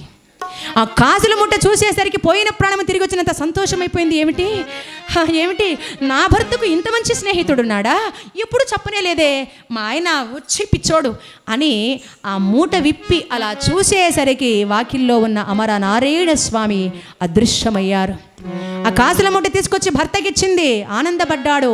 ఎంత అదృష్టం చేసుకున్నావే మునియమ్మ నువ్వు, నాకు దొరకని అదృష్టం నీకు దొరికింది కదే అని పొంగిపోయాడు ఆయన. మరి అలా సంతోషపడ్డాడు. కొంతకాలానికి ఏమైంది, కూర్చొని తింటే కొండలైన కరిగిపోతాయి. ఆ కాసుల మూట కొన్నాళ్ళకి ఖాళీ, ఇంకేముంది పైసా లేదు. మళ్ళీ మొదలుపెట్టింది రంగాటం. మరి ఎప్పుడైతే ఈ విధంగా ఆ భార్య భర్తతో అనింది, ఏమండోయ్ మీరు ఇక్కడ వ్యాపారం చేసేదానికి పనికి రారు, కానీ ఇదిగో ఇప్పుడు మీరు గనక కృష్ణార్పణం వ్యాపారం చేశారంటే నా ఇంట్లో అడుగు కూడా పెట్టివ్వను. ఇంక చుట్టుపక్కల ఉండే వాళ్ళకంతా తెలుసు నీ భాగవతం, నువ్వేం చేస్తావులే వ్యాపారం, దూర ప్రాంతాలకి చెల్లి వ్యాపారం చేసిరా అని చిత్తూరు ప్రాంతాలకి పంపించింది, అంటే ఆంధ్రాకి పంపించింది. ఆ చిత్తూరు ప్రాంతానికి గాజుల మలారాన్ని వేసుకొని మన నారాయణప్ప గారు వెళ్ళి ఆ చిత్తూరులో అడుగు పెట్టగానే భగవంతుడు సాక్షాత్తు శ్రీ వెంకటేశ్వర స్వామి వెలిసినటువంటి గడ్డ ఆంధ్రగడ్డ. మరి ఆ భూమి మీద అడుగు పెట్టగానే ఆ స్వామిని మనసారా ఇలా ప్రార్థన చేస్తున్నాడట. వెంకటాచల రమణ సమజ ప్రియ కరుణ, వెంకటాచల రమణ సమజ ప్రియ కరుణ, మకర కుండల భరణ మారీచమదహరణ, వెంకటాచల రమణ సమజ ప్రియ కరుణ, మకర కుండల భరణ మారీచమదహరణ, వెంకటాచల రమణ.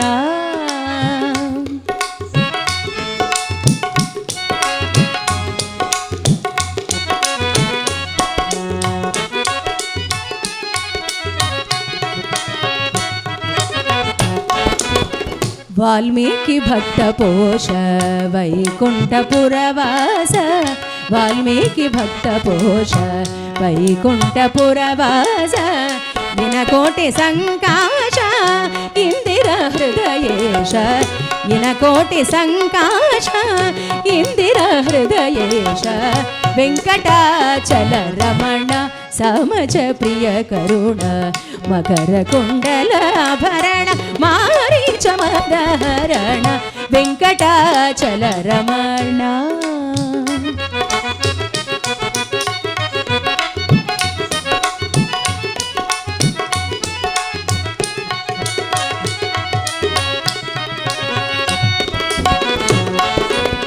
దశరథ వర పుత్ర శంకర ప్రియ మిత్ర, దశరథ వర పుత్ర శంకర ప్రియ మిత్ర, రాజీవ దళ నేత్ర రఘువంశ కుల గాత్ర, రాజీవ దళ నేత్ర రఘువంశ కుల గాత్ర, వెంకటాచల రమణ సమజ ప్రియ కరుణ, మకర కుండల భరణ మారీచమదహరణ, వెంకటాచల రమణ.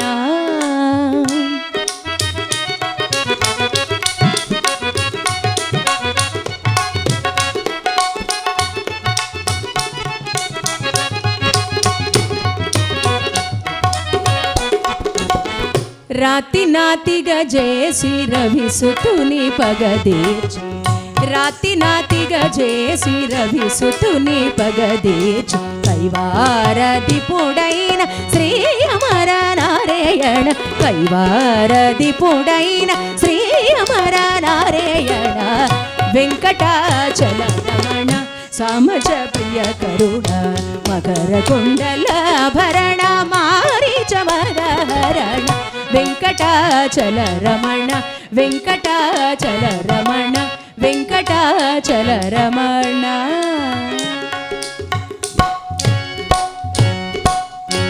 మరి అలా చక్కగా ఈ చిత్తూరు ప్రాంతంలో వెళ్ళి ఆ శ్రీ వెంకటేశ్వర స్వామిని మనసారా ప్రార్థించి వ్యాపారం మొదలుపెట్టాడు. అక్కడ కూడా ఒకే వ్యాపారమే.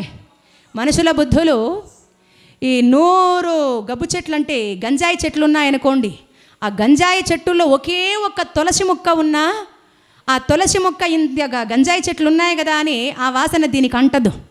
తులసిలాగానే ఉంటుంది, ఎప్పుడు అది పవిత్రమే, ఎక్కడ ఉన్నా పవిత్రమే. మన తాతగారు కూడా అంతే, ఎక్కడికి వెళ్ళినా ఆయన బుద్ధి మారుతుందా? మారలే, వ్యాపారం చేసుకొని ఒకరోజు రాత్రి చెట్టు కింద పడుకో ఉన్నాడు. పవిత్రమైన బ్రాహ్మీ ముహూర్తంలో ఒక అద్భుతమైనటువంటి కళ ఆవరించింది. ఆ కళలో ఒక పరదేశీ స్వామి అంటే ఆయనకి ఊరు లేదు, పేరు లేదు, దేహం లేదు, ఒక మహత్తరమైనటువంటి ఒక రూపంలో, ఒక వెలుగు రూపంలో మన తాతగారికి జ్ఞానబోధ చేస్తూ ఉన్నట్టు కలొచ్చిందండి. ఎలా చేస్తున్నాడు ఆయన జ్ఞానబోధ?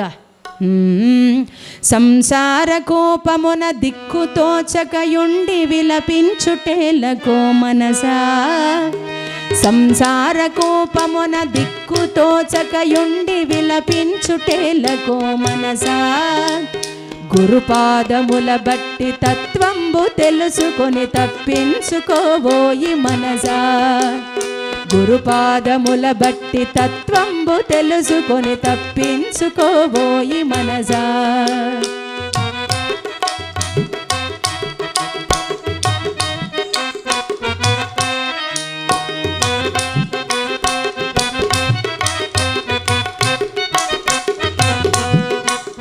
పరదేశి స్వాముల పాదార విందములు పట్టి నెరనమ్మవే మనసా, పరదేశి స్వాముల పాదార విందమును పట్టి నెరనమ్మవే మనసా, అనుదినము పునగొన్న అజ్ఞాన తిమిరమును అట్టే తుడివించు మనసా, అనుదినము పెనుగొన్న అజ్ఞాన తిమిరమును అట్టే తొలగించు మనసా, సంసార కూపమున దిక్కుతోచకయుండి విలపించుటేలకో మనసా, గురుపాదముల బట్టి తత్వంబు తెలుసుకొని తప్పించుకోబోయి మనసా.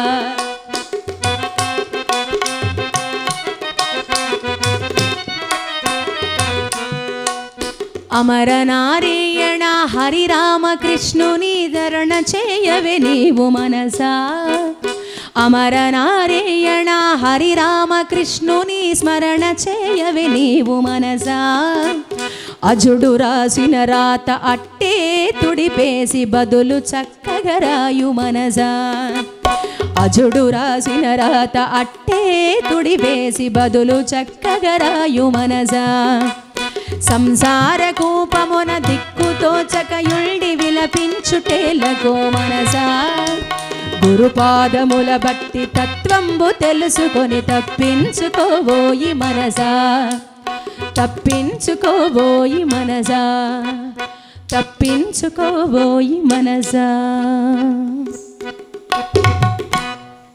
పవిత్రమైనటువంటి సంసారం అనేటువంటి అంధకూపంలో పడి మనం అన్ని బాధలు పడుతున్నాం. సంసారం నుంచి విముక్తి కావలసినప్పుడే ఒక మనిషి పరమాత్మలో కలవాలి అంటే అది చాలా కష్టం అండి. మనిషిని జీవాత్మ అంటాం, భగవంతుని పరమాత్మ అంటాం.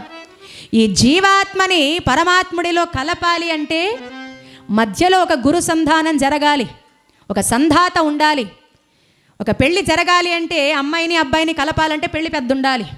అలాగే ఈ జీవాత్మని పరమాత్మలో కలపాలి అంటే ఒక సంధానకర్త ఉండాలి. ఆ సంధానకర్త ఆ పరదేశి స్వాములు.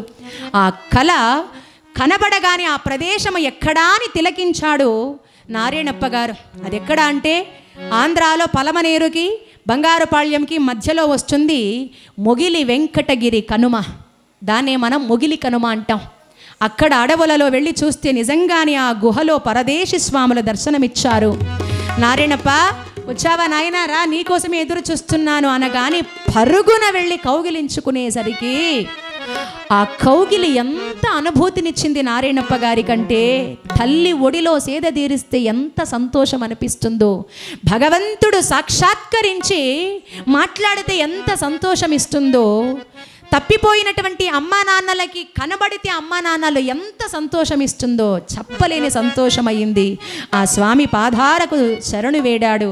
అప్పుడు పరదేశి స్వాముల వారు, నారాయణప్ప నీకు దగ్గరలో గురూపదేశం జరుగుతుంది, అమర నారాయణ స్వామియే నీకు గురూపదేశం చేస్తాడు నాయనా అని ఒక కనిక రాయిని, ఒక బెనసరాయిని ఆ మహానుభావుడు నారాయణప్ప గారికి ఇచ్చి, నీ పవిత్రమైనటువంటి తపస్సు ఎప్పుడు సాధన అవుతుంది, నీ మనస్సు అయినటువంటి నీ గురూపదేశం జరిగింది అనడానికి ఆధారం ఈ కనికరాయిని నోట్లో పెట్టుకున్నప్పుడు అది కండ చక్కరగా మారి కరగడం మొదలవుతుంది. అప్పుడు ఈ పవిత్రమైనటువంటి జ్ఞానము నీకు తెలుస్తుంది. ఆ తర్వాత నీవే పరమాత్మవి అని బోధించి ఆయన్ని పంపించాడండి. సంతోషపడ్డాడు, ఆనందపడ్డాడు నారాయణప్ప. ఇంకేముంది, వ్యాపారం మీద ఆసక్తి పోయింది. ఏదో పరదేశ స్వాములు ఇలా చెప్పారు కదా, ఎప్పుడు జరుగుతుంది నాకు అదృష్టం, ఎప్పుడు వస్తుంది ఆ పుణ్యం అనుకుంటూ అనుకుంటూ అనుకుంటూ ఈయన నేరుగా కైవారం గ్రామం దగ్గరకు వచ్చేసాడు. వ్యాపారం చేయలే. ఈ కైవారం గ్రామం దగ్గరకు వచ్చేస్తే అమరనారాయణ స్వామి సతీమణి అయినటువంటి సాక్షాత్తు శ్రీ మహాలక్ష్మి ముత్తైదు వేషములో వచ్చి, నారాయణప్ప ఆగు, ఏది నాయన నాకు గాజులు కాస్త వేయవా అంటే, ఇక అయ్యో లేనిది అడిగితే కష్టం, ఉండేదే కదమ్మా కూర్చో అని చెప్పి ఆ మలారంలో ఉండే గాజులన్నీ వేసేసాడట. ఎంత వేసినా కూడా వేసిన గాజులు ఏమైపోతా ఉండేయో తెల్లే. మొత్తం గాజుల మలారంలో ఒక్క గాజు లేకుండా మొత్తం వేపించుకునేసింది అమ్మ. గాజులు వేపించుకొని, నారాయణప్ప మా ఇంటికి రా నాయన, అప్పుడు ఇస్తాను డబ్బులు అని చెప్పి వచ్చిన దారిలో వెళ్ళిపోయింది. ఇంకేముంది, చేతిలో గాజులు లేవు, ఆ గాజుల మలారానుకున్న తాడు తప్ప. అంటే దీని అర్థం ఉద్యోగానికి ఉన్నటువంటి రుణము తీర్చేశాడు భగవంతుడు. రుణానుబంధ రూపేణ పశి పత్ని సుత ఆలయ అన్నారు. మనిషి జీవితంలో ఒక ఇల్లైనా, ఒక శిశువైనా, ఒక పశువైనా, భార్య అయినా, ఉద్యోగమైనా, మనకు దొరికే ఏ ఆనందమైనా రుణమున్నంత వరకే. ఆ రుణం తీరిపోయింది తాతగారికి ఉద్యోగంతో. ఉద్యోగం రిణి తీరిపోయి నేరుగా ఇంటికి వచ్చాడు. ఇంటికి వస్తే ఇంక ఉందా ఉరువు, పాపం పెళ్ళాం ఆడబోయింది. కూతురు ముద్దమ్మ, ఆహా నా తండ్రి వచ్చేసాడు నాన్న, ఎంతకాలమైంది నాన్న, ఏమైపోయావు నాన్న అని వచ్చి కూర్చోబెట్టి నాన్నగారికి తట్లో అన్నం పెట్టి, తిను నాన్న, ఎప్పుడు తిన్నావో ఏమో. అందుకే కూతురికి ఇంత ప్రేమ ఉంటుంది, తల్లి ప్రేమ. తల్లికి భార్యకి ఏం వ్యత్యాసం అంటే, తల్లి బిడ్డ కడుపు చూస్తుందట, కానీ భార్య మొగుడు జోబు చూస్తుందట. అంటే జోబులో డబ్బులుంటేనే కడుపు నిండుతుంది, కానీ తల్లి అలా కాదు, జోబులో ఉన్నా లేకపోయినా కడుపు నింపుతుంది. అది తల్లి ప్రేమ. ఆ తల్లి ప్రేమ చూపించింది ముద్దమ్మ. పాపం అన్నం కలిపి నోట్లో పెట్టుకోపోతున్నాడంతే వచ్చేసింది. అది ఆడున్నో ఏమో ఈ మహాతల్లి. మునెమ్మ పరిగెత్తుకొని వచ్చింది. ఏమండి డబ్బులు ఎక్కడా అనింది. ఈయనేం చెప్తాడు, మలారం ఎక్కడండి అనింది. ఆ తాడు చూపించింది. ఆహా, ఉత్తి తాడు ఉందంటే అంతా వ్యాపారం అయిపోయింది. ఏమండి డబ్బులు ఇవ్వండి చూద్దాం. ఆ నోట్లో కూడా అన్నం పెట్టుకోలే. ఆడ డబ్బులులే ఏమీలే, మొత్తం సున్నా అన్నాడు. అంతే, ఒళ్ళు మండిపోయింది. అన్నం కూడా తిననివ్వలేదండి. ఛీ, నాకు తెలుసు నీ బతుకే ఇంత అని, నువ్వు మారవనువి, జన్మకి మారవు, నీలాంటి మొగుడిని కట్టుకొని నేను చావలేక చస్తున్నాను, ఇంకా నువ్వేమైపోతే నాకు అనవసరం, నా బిడ్డల్ని నేనే పెంచుకుంటాను అని మెడపట్టి బరబర ఈడ్చుకొని వచ్చి బయట పారేసింది.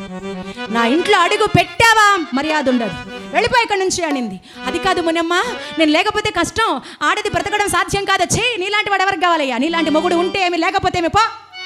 సంపాదన చేయలేని వాడివి, కడుపున పుట్టిన పిల్లలకి అన్నం పెట్టలేని వాడివి, భార్యని పోషించలేని వాడివి, నువ్వు మొగుడేమిటి, చేపో అని తరిమేసింది. అందరూ చూస్తుండగా తరిమేసింది. కుమిలిపోయాడు. ఒకవైపు బాధ, పాపం అనవసరంగా బయట తరిమేస్తే ఎక్కడికి పోతాడు, పోలేక ఏం చేయాలో అర్థం కాక భగవంతుడు వ్యాపారంతో ఉన్న రుణం తీర్చేశాడు, భార్యతో ఉన్న రుణాన్ని తెంచేశాడు, బిడ్డలతో ఉన్న రుణాన్ని తెంచేశాడు. అంటే దీని అర్థం ఇంకేదో దీనికి మించిన రుణాన్ని మూట కడుతున్నాడు అని అర్థం. ఇక మన తాతగారు నారాయణప్ప గారు బాధపడుతూ అలా అలా అలా అలా అలా అలా అమర నారాయణ స్వామి సన్నిధిలో ఒక చిన్న అడవిలో వెళ్ళి కూర్చొని బాధపడుతూ కన్నీళ్లు వాటి అంతటా అవే ధారగా ప్రవహిస్తూ ఉన్నాయి. మరి అలాంటి సమయంలో చాలా బాధపడుతున్నాడు అని విని సుగుణాత్ముడు అతి భీతి పొంది రోషంబు వగుపును కొంత దుఃఖంబు తత్పూర్వ కర్మంబు తగులాయనేడు. ఎక్కడ ఓదును ఏమి సేయుదును అని చాలా చింతించి అడవిలో చేరి, ఈశ్వరా ఇక ఎట్టు ఇంటికి పోదు, దిగులు పడి ఉన్నాను దిక్కులేరు అని కూర్చొని బాధపడుతూ ఏడుస్తూ తన బాధలో తాను ఉంటే, సాక్షాత్ అమర నారాయణ స్వామి చిన్న బాల గోపాలుడిగా మారి గోవులు తోలుకుంటూ అక్కడికి వచ్చి, అయ్యా ఏమిటి మీ బాధ, ఎందుకు ఇలా బాధపడుతున్నారు అంటే ఆయన అన్నాడు, అయ్యో నువ్వు ఇంకా పిల్లోడివి నాయన, నా బాధ నీకేం తెలుస్తుంది, ఇది మానసికంగా పడే ఒక రోగమే కానీ ఇది బాధ కాదు అనగానే ఆయన అన్నాడు, అయ్యా ఎందుకు బాధపడుతున్నారు, మీరు సామాన్యులు కాదు, మీరు అందరినీ వదిలి ఇక్కడికి వచ్చారు అంటే వీటికి మించిన అనుబంధం ఏదో మీకు ముడపడబోతుంది అని అర్థం. ఒక మాట చెప్తాను వినండి, మీరు సామాన్యులు కాదు, ఆయనే బాలగోపాలుడిగా వచ్చి గురూపదేశం చేశాడు. గురూపదేశం అంటే ఏదో మంత్రోపవీతం చేయలేదు, ఏ మంత్రాలో చెప్పలేదు, ఆ చెవిలో ఏదో అద్భుతాలు చేయలేదు. ఆయన ఒకే మాట అన్నాడు, నారాయణప్ప నీలోన ఈశ్వరుడు గలడు, నిన్ను నీవు తలుచుకుంటే నీవే ఈశ్వరుడు అన్నాడు. ఆ ఒక్క మాటతో జ్ఞానోదయం అయిపోయింది నారాయణప్ప గారికి. ఏమిటి అద్భుతం, ఏమిటి అద్భుతం, నాలో ఈశ్వరుని గుర్తించినటువంటి ఈయన సామాన్యుడు కాదు అని ఒక్కసారి అలా ఎత్తి చూస్తే ఆ బాలగోపాలుడు అమరనారాయణ స్వామి కాంతితో దర్శనమిచ్చాడండి. జయ ఇందిరారమణ గోవింద, ఆంజనేయ వరద గోవింద, జై బోలో అమరనారాయణ స్వామికి. ఆ స్వామిని చూస్తూ మురిసిపోతున్నాడు. కనుగొంటినమ్మా కమలాక్షోని కనుగొంటినమ్మా, కమలాక్షోని కనుగొంటినమ్మా, కనుగొంటి కన్నుల కరవు తీరే నేడు, కనుగొంటి కన్నుల కరవు తీరే నేడు, మలయాద్రిలోనున్న మన్మద జనగోని కనుగొంటినమ్మా.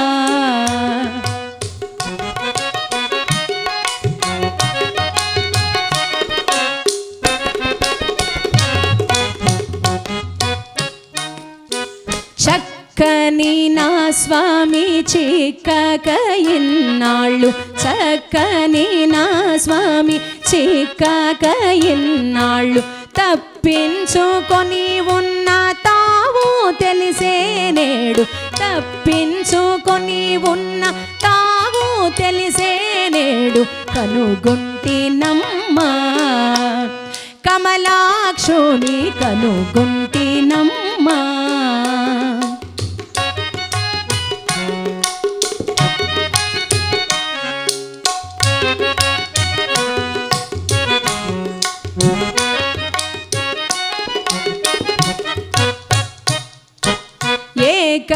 ఏకచక్రపురి ధీరుడై ఉన్నటి,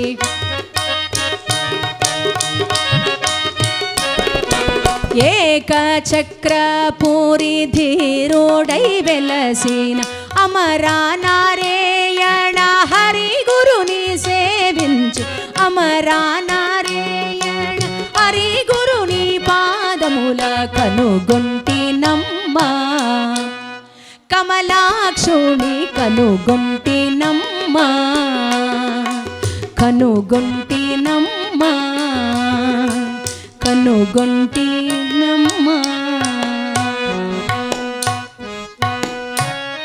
పవిత్రమైనటువంటి ఆ స్వామిని దర్శించుకున్నాడు. ఆ రోజే పరదేశి స్వాముల వారు చెప్పారు, అమరనారాయణ స్వామి నీకు గురూపదేశం చేస్తాడని. ఇప్పుడు ఆ జన్మ సంభవించింది అని ఆనందముతో ఆ కనిక రాయిని నోట్లో పెట్టుకొని నారసింహస్వామి గుహ ఇప్పుడు కూడా మనం చూస్తూ ఉంటాం. అమరనారాయణ స్వామి సన్నిధానంలో ఆ నారసింహ యోగ గృహంలో కూర్చొని యోగి తత్వాన్ని అనుసరించి తపస్సు మొదలుపెట్టాడు.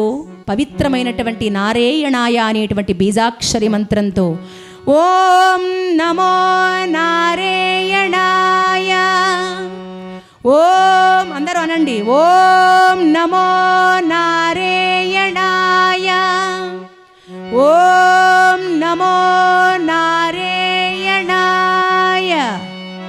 చక్కగా నారాయణ అనే అష్టాక్షరి బీజాక్షరి మంత్రముతో తపస్సు మొదలుపెట్టాడు.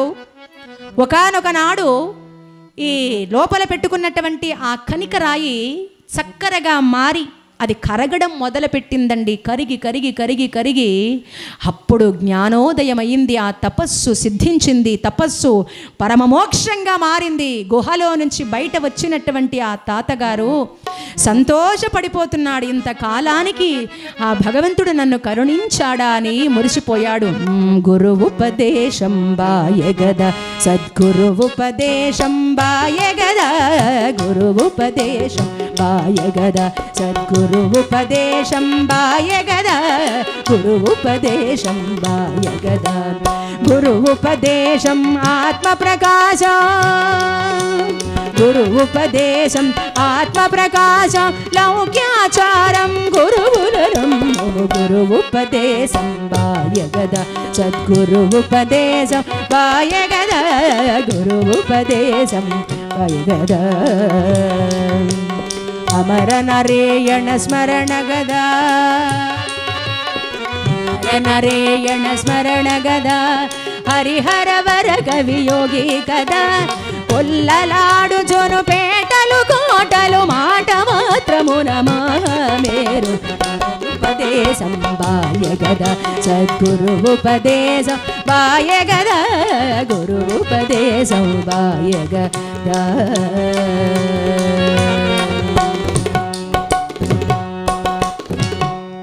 పవిత్రమైన తాతగారు పొంగిపోయి గురుపదేశం పొంది సంతోషపడ్డాడు. ఆ బయట కనికరాళ్ళని తింటూ ఉన్నాడట. తింటూ ఉంటే అక్కడికి వెళ్ళినటువంటి గొర్రెలు మేకలు గోవులు తోలుకెళ్ళిన పసిపిల్లలు ఏమిటి తాతగారు పిచ్చిరాళ్ళు తింటున్నారే అని వెళ్ళి, ఏంటండి తాతగారు ఈ రాళ్ళు తింటున్నారు కదండి. అయ్యయ్యో పొరపాటునైనా ఇవి రాళ్ళు కాదు కండ చక్కెర.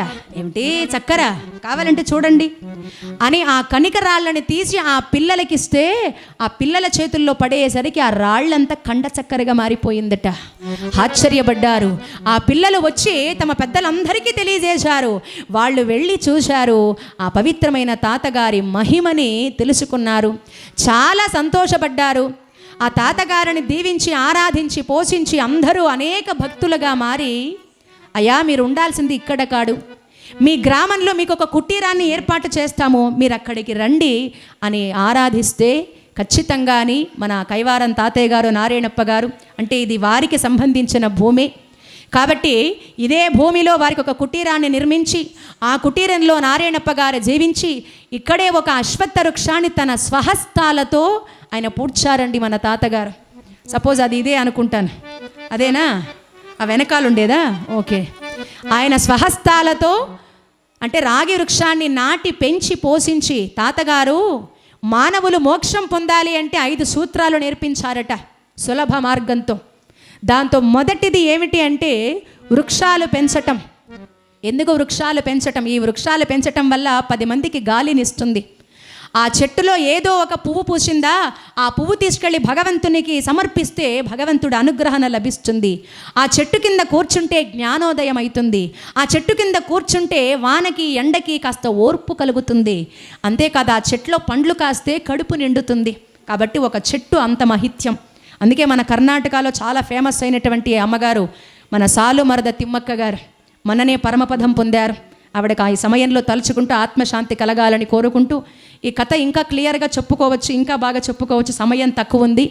అందులోనే మన భాగవతులు గారు ఎంత వీలైతే అంత క్లియర్గానే చెప్పమన్నారు, మధ్యలో కట్ అయినా పర్వాలేదు కాబట్టి. మరి అలాగే పవిత్రమైనటువంటి ఆనందముతో పొంగిపోతూ ఇక ఈ కుటీరంలో ఏర్పాటు చేసుకొని ఇక్కడ తులసి వనాన్ని పెంచాలనుకున్నారట. తులసి వనాన్ని పెంచాలి అనుకున్నప్పుడు బావి తవ్వారు, బావిలో నీళ్లు రాలేదు. ఆ నీళ్లు రాకపోతే ఆ గంగమ్మని ఆనందంగా ఇలా ఇంకొక 5 నిమిషాలు అయిపోతుందండి, ఎందుకంటే తాతగారి సమాధి వరకు మనం చెప్పుకోలేము, టైం ఇంకా కావాలి కాబట్టి. అందులోన భాగవతుల గారు ఫుల్ కథని మనం చెప్పలేం కాబట్టి ఎంత వీలైతే అంత అందరికీ అర్థమయ్యేట్టే చెప్పమన్నారు కాబట్టి మేము ఇంకా క్లియర్గా చెప్తున్నాం. మరి అమ్మవారి ఇంకో 5 నిమిషాలు అయిపోతుంది. మరి 5 సూత్రాలు నేర్పించారు తాతగారు. మొదటిది వృక్షాలు పెంచటం, రెండోది నీళ్లు లేనటువంటి చోటు పక్షులకి ప్రాణులకి మనుషులకి, ఏదో అడవిలో పోతూ ఉంటాం సడన్గా మనకి దాహం వేస్తుంది, అలాంటి చోటు మనము నీళ్లు నిర్మిస్తే సంతోషపడతారు అందరూ. కాబట్టి జల వాతావరణాన్ని ఏర్పాటు చేయాలి మనుషులయ్యాక, అంటే ఇది కూడా మోక్షము పంచిపెడుతుంది. మరి మూడోది అన్నదానము చేయాలి. ఎవరికో ఒకరికి అన్నదానం చేస్తే ఆకలితో ఉన్న వాళ్ళకి ఆకలి విలువ తెలుసు కాబట్టి అన్నం పెట్టేటువంటి సంస్కారం ఉంటే అది కూడా మోక్షం ఇస్తుంది. 4వది ధర్మసత్రాలు కట్టాలి. 5వది తులసి వనము పెంచాలన్నారు. ఒక తులసి చెట్టు నాటి ఆ తులసి చెట్టులో ఆ తులసిని తీసుకెళ్ళి భగవంతుడికి సమర్పించినా అంతకు మించిన మోక్షం మనకు ఒకటి ఉండదు. కాబట్టి 5 సూత్రాలు నేర్పించారు తాతగారు మన ఆ గంగమ్మ రాకపోతే ఆ గంగాదేవిని ఇలా ప్రార్థిస్తున్నారు. ఏమమ్మ గంగా భవానీ, ఏమమ్మ గంగా భవానీ, నిన్ను నమ్మేతే శంకరు రాణి, ఏమమ్మ గంగా భవానీ, కన్న తల్లివి కరుణ చూడవే, కపటమెందుకు తలచినావే,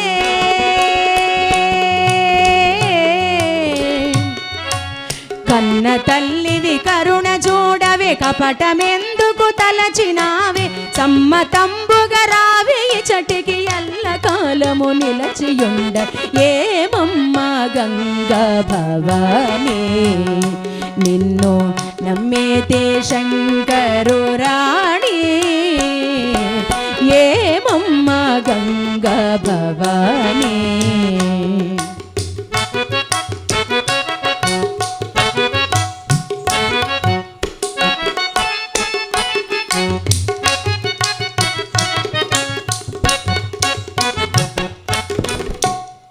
మరి పవిత్రమైన ఆ గంగమ్మని ప్రార్థించగానే ఆ మహాతల్లి విష్ణుపాదోద్భవి సకల కలుషాపహరిణి ఆ ఉక్కిపడి బావి నిండా నీరొచ్చింది. అప్పుడు పుట్టిన నీరు ఇప్పుడు కూడా ఆగకుండా ఉంది. ఇప్పుడు కూడా స్వామివారి సేవకి ఆ నీళ్లనే ఉపయోగిస్తున్నారు. జై బోలో గంగా భవానీకే, జై బోలో అమర నారాయణ స్వామికే. మరి అలా ఈ కైవారం కుటీరంలో కూర్చొని తన భక్తులకి శిష్యులకి అనేక మందికి ఎంతో తత్వజ్ఞానాన్ని బోధించాడు. ఎన్నో ఎన్నో అద్భుతాలు. కైవారంలో ఒకసారి శ్రీ వెంకటేశ్వర స్వామికి పూజలు చేస్తూ చేస్తూ వస్త్రము దీపద్వారా అంటుకుంటే తాతగారు ఇక్కడి నుంచే ఆర్పారట.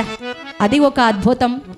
మరి వడిగేపురం అంటే విజయపురంలో కరువు కాడం వచ్చి ఆ కరువులో బాధపడుతూ ఉంటే వెళ్ళి వాన కురిపించినటువంటి దృశ్యం. ఇవన్నీ మనం క్లియర్గా చెప్పుకోలేం, సమయం లేదు కాబట్టి చిన్న చిన్న విషయాలుగా చెప్పేస్తున్నాను. దేవనపల్లి గ్రామంలో ఒకరోజు శ్రీకృష్ణ స్వామి వేణుగోపాల స్వామి సన్నిధానంలో వెళ్ళి సమయం లేదు, స్వామివారి దర్శనం లేకపోతే కన్నీళ్లతో కూర్చొని మనసారా కృష్ణుని వేడుకుంటున్నాడట.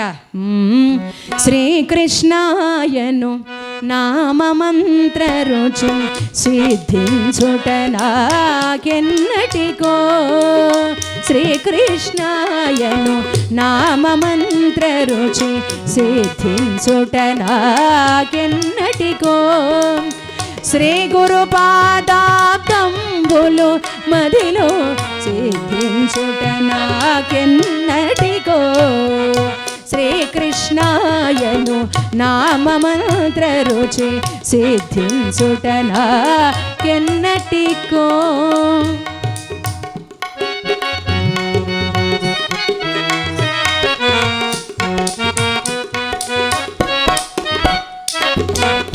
మరి అలా శ్రీకృష్ణ స్వామి దర్శనమిచ్చాడు. ఒకజోరు తిరుపతిలో రథోత్సవాన్ని చూద్దామని వెళితే ఆహ్వానం ఇవ్వకపోతే అక్కడ రథం కదల్లేదండి. ఈ స్వామివారు అంతే మన నారాయణప్ప గారు వెళ్ళి ముట్టుకునేంత వరకు ఎన్నో అద్భుతాలు, ఎన్నో ప్రతీకలు, ఎన్నో అద్భుతాలు సృష్టించి చివరికి 110 సంవత్సరాలు జీవించారు. 1726లో జన్మించినటువంటి మన నారాయణప్ప గారు, మన కైవారం తాతయ్య గారు 1836లో శిష్య బృందం చేత అందరూ చూస్తూ ఉండగా అర్ధరాత్రి 12 గంటలకి అనేక కాలజ్ఞానాన్ని రచించి అనేకమైనటువంటి కాలజ్ఞానం కలలో స్వామివారి ఈశ్వరుడు కలలో కనిపించి, అంటే రాసేటువంటి ఘంటము అవన్నీ కూడా ఆయనే ఇచ్చాడు పరమశివుడు. ఆ ఘంటముతో అనేకమైనటువంటి కాలజ్ఞానాన్ని, కలియుగం పుట్టి 5000 సంవత్సరాల తర్వాత ఏమేం జరిగింది, ఏం జరగబోతుంది అనేటువంటి భీమలింగేశ్వర స్వామి శతకం, అమరనారాయణ స్వామి శతకం, నాదబ్రహ్మ నారాయణ స్వామి శతకం, ఇలా అనేకమైనటువంటివి నిర్మించి మానవాళిలో మానవత్వాన్ని చాటి తత్వజ్ఞానాన్ని బోధించి 10 మందికి మేలు చేసి అప్పటి నుంచి ఇప్పటి వరకు కూడా ఎంతో జ్ఞానాన్ని మానవాళికి అందించి 1836లో జ్యేష్ఠ శుద్ధ తదియ రాత్రి 12 గంటల గడియాలకి ఆ శిష్య బృందం చేత స్వామివారు మన ఎదురుగా మనం చూస్తున్నటువంటి ఆ విగ్రహం ఎలా ఉందో అక్కడ జీవ సమాధి గావించారు. అందరూ ఆ తాత నారాయణప్ప గారిని ఇలా పూజిస్తున్నారు. పాహి నారాయణ పాహి నారాయణ పాహి లక్ష్మీ రమణ అమర నారాయణ పాహి నారాయణ పాహి నారాయణ పాహి లక్ష్మీ రమణ అమర నారాయణ పాహి నారాయణ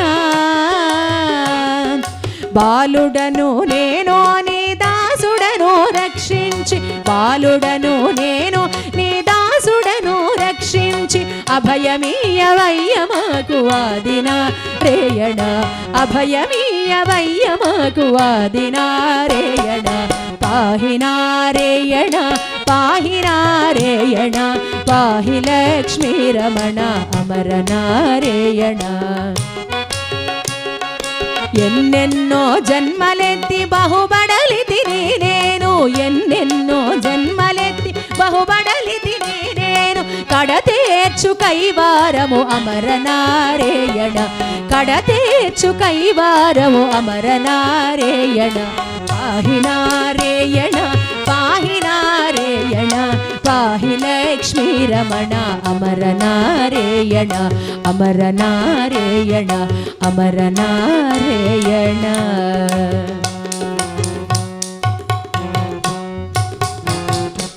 మరి అద్భుతమైనటువంటి తాతయ్య గారు జీవ సమాధి గావించారు. ఆ తర్వాత కొంతకాలానికి ఒక పెద్ద వరద వస్తే నీళ్లల్లో అన్నీ మునిగిపోయింది, కానీ మన తాతయ్య గారి సమాధి మునగలేదట. ఆ తర్వాత శిష్య బృందము గమనించి ఆ తాతగారి సమాధిని కంటికి రెప్పలా కాస్తున్నారు. అలాంటి సమయంలో 1979లో బెంగుళూరుకి సంబంధించినటువంటి మత్తికెరి సంపంగెప్ప గారి సుపుత్రుడైనటువంటి ఎంఎస్ రామయ్య గారు, ఆ మహానుభావులు తాతగారు ఆయన కలలో కనిపించగా అప్పటి నుంచి ఇప్పటి వరకు కూడా అనేకమైనటువంటి మన కైవారం తాతయ్య గారి క్షేత్రాన్ని పునరుద్ధరణ గావించి ఇప్పటి వరకు కూడా అన్నదాన కార్యక్రమం కానీ, స్వామివారికి పూజలు అభిషేకాలు కానీ, రథోత్సవాలు కానీ, పల్లకీలు కానీ, సంగీతోత్సవాలు కానీ, గురుపూజ మహోత్సవం కానీ ఎంతో వైభవంగా సాగుతుంది. మరి అదేవిధంగా ఆ తర్వాత కొంతకాలానికి మన ఎంఎస్ రామయ్య గారి సుపుత్రులైనటువంటి పూజ్యులు పెద్దలు ఈ శ్రీక్షేత్రానికి ధర్మాధికారులైనటువంటి ఎంఆర్ జయరాం సార్ గారు ఇప్పుడు చాలా చక్కగా ఈ కార్యక్రమాలన్నీ నిర్వర్తిస్తున్నారు. ఈ హరికథ చేయాలి అంటే కూడా ముఖ్యంగా వారే కారకులు. మరి ట్రస్ట్ సభ్యులైనటువంటి అందరికీ కూడా మా ధన్యవాదాలు తెలియజేస్తూ, ఈ ముఖ్యంగా ఈ కథాగానం చేయాలని నన్ను ప్రోత్సహించి, నన్ను బిడ్డగా భావించి, ఆశీర్వదించి ఈ కథ బుక్కు అంటే సంవత్సరం ముందు ఇలాంటప్పుడే నాకు అందించారండి. మరి పూజ్యులు పెద్దలు నాద సుధారస సంగీత సంచాలకురైనటువంటి వానరాసి బాలకృష్ణ భాగవతుల గారి పాద పద్మాలకు పుష్పాంజలి సమర్పించుకుంటూ ఇక్కడికి విచ్చేసిన మీ అందరికీ మా ధన్యవాదాలు తెలియజేస్తూ, ఇంతవరకు చెప్పిన కథలో లోటుపాట్లు మన్నించవలసిందిగా కోరుకుంటూ, మనసారా మీ అందరినీ కోరుకుంటూ ఇక శుభం పలుకుతున్నాం.